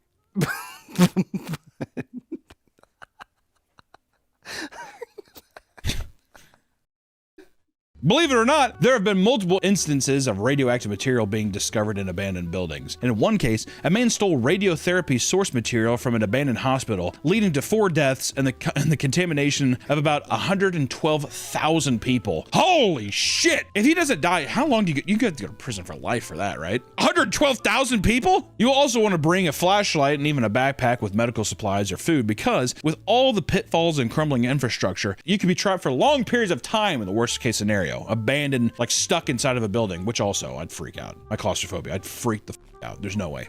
I feel like if I'm in a room.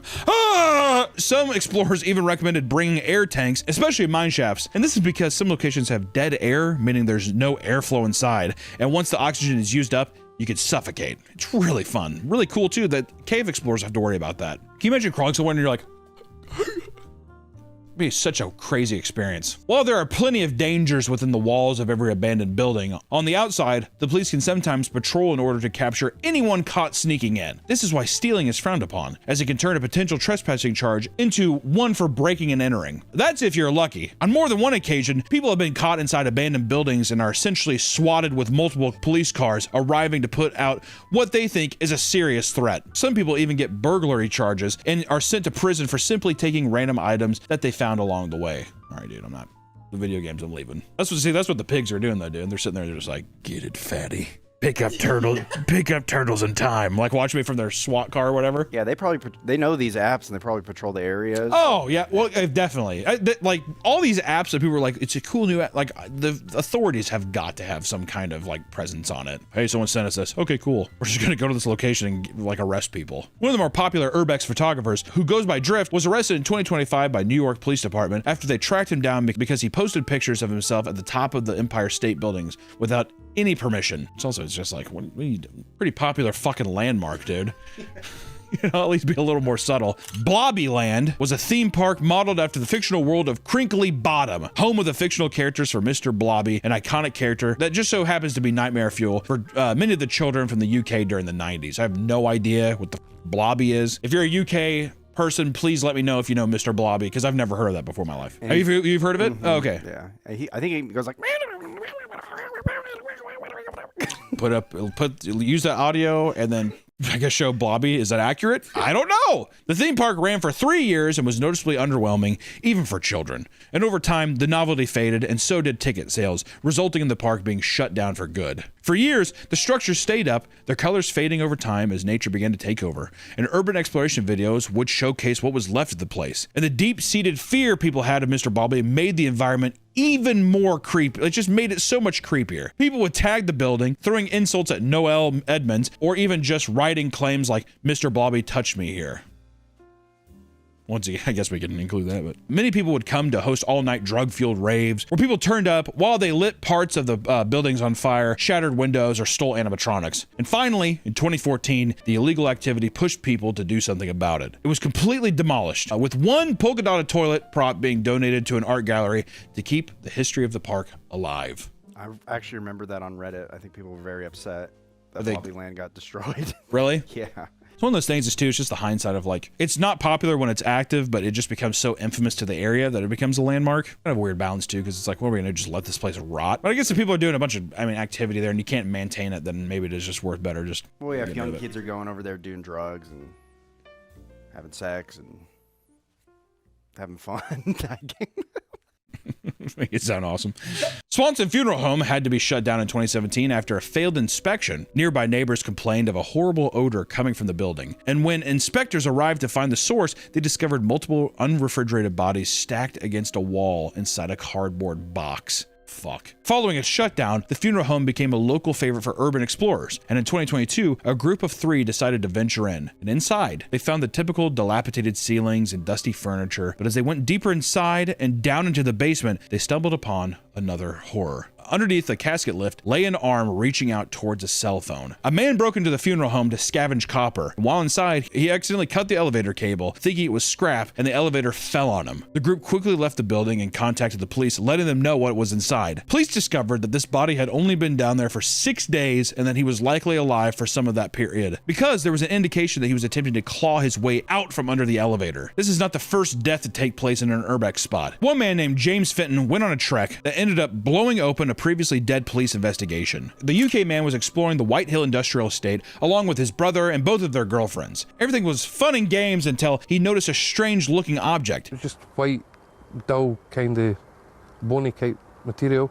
So I went over, not thinking anything of it, because it was the last thing I thought I would actually discover. I kicked one of the boxes off the top of the body, and that's when I seen like the skull, the rib cage, and the foot coming up the side of the wall. After calling the police, further investigation was done, including a facial reconstruction that identified the man as Ian Coots, a 60-year-old Army veteran that mysteriously went missing a year prior. What almost ended another dead end turned into a massive breakthrough after the exact same type of soil found around Ian's remains was also discovered in the car of David Barnes. David was a painter and decorator who had been working on his home at the time of the disappearance. He reportedly told Ian's neighbor that Ian simply went to live with his sister in England despite having no sister living in that region. In court, it was unearthed that David was using his identity after his murder to make out with thousands of dollars. Urban exploration has revealed many cool, forgotten rooms and items that otherwise would have never seen the light of day. It has also led to the discovery of one of the most disturbing laboratories on the planet. In 2023, a YouTube video showed a Chinese man exploring what appeared to be an old hospital. And as he explored the dark rooms, he entered one that held a bunch of concrete vats. When he looked inside, he saw dozens of rotting children. Apparently, these bodies were deep underground inside a bomb shelter,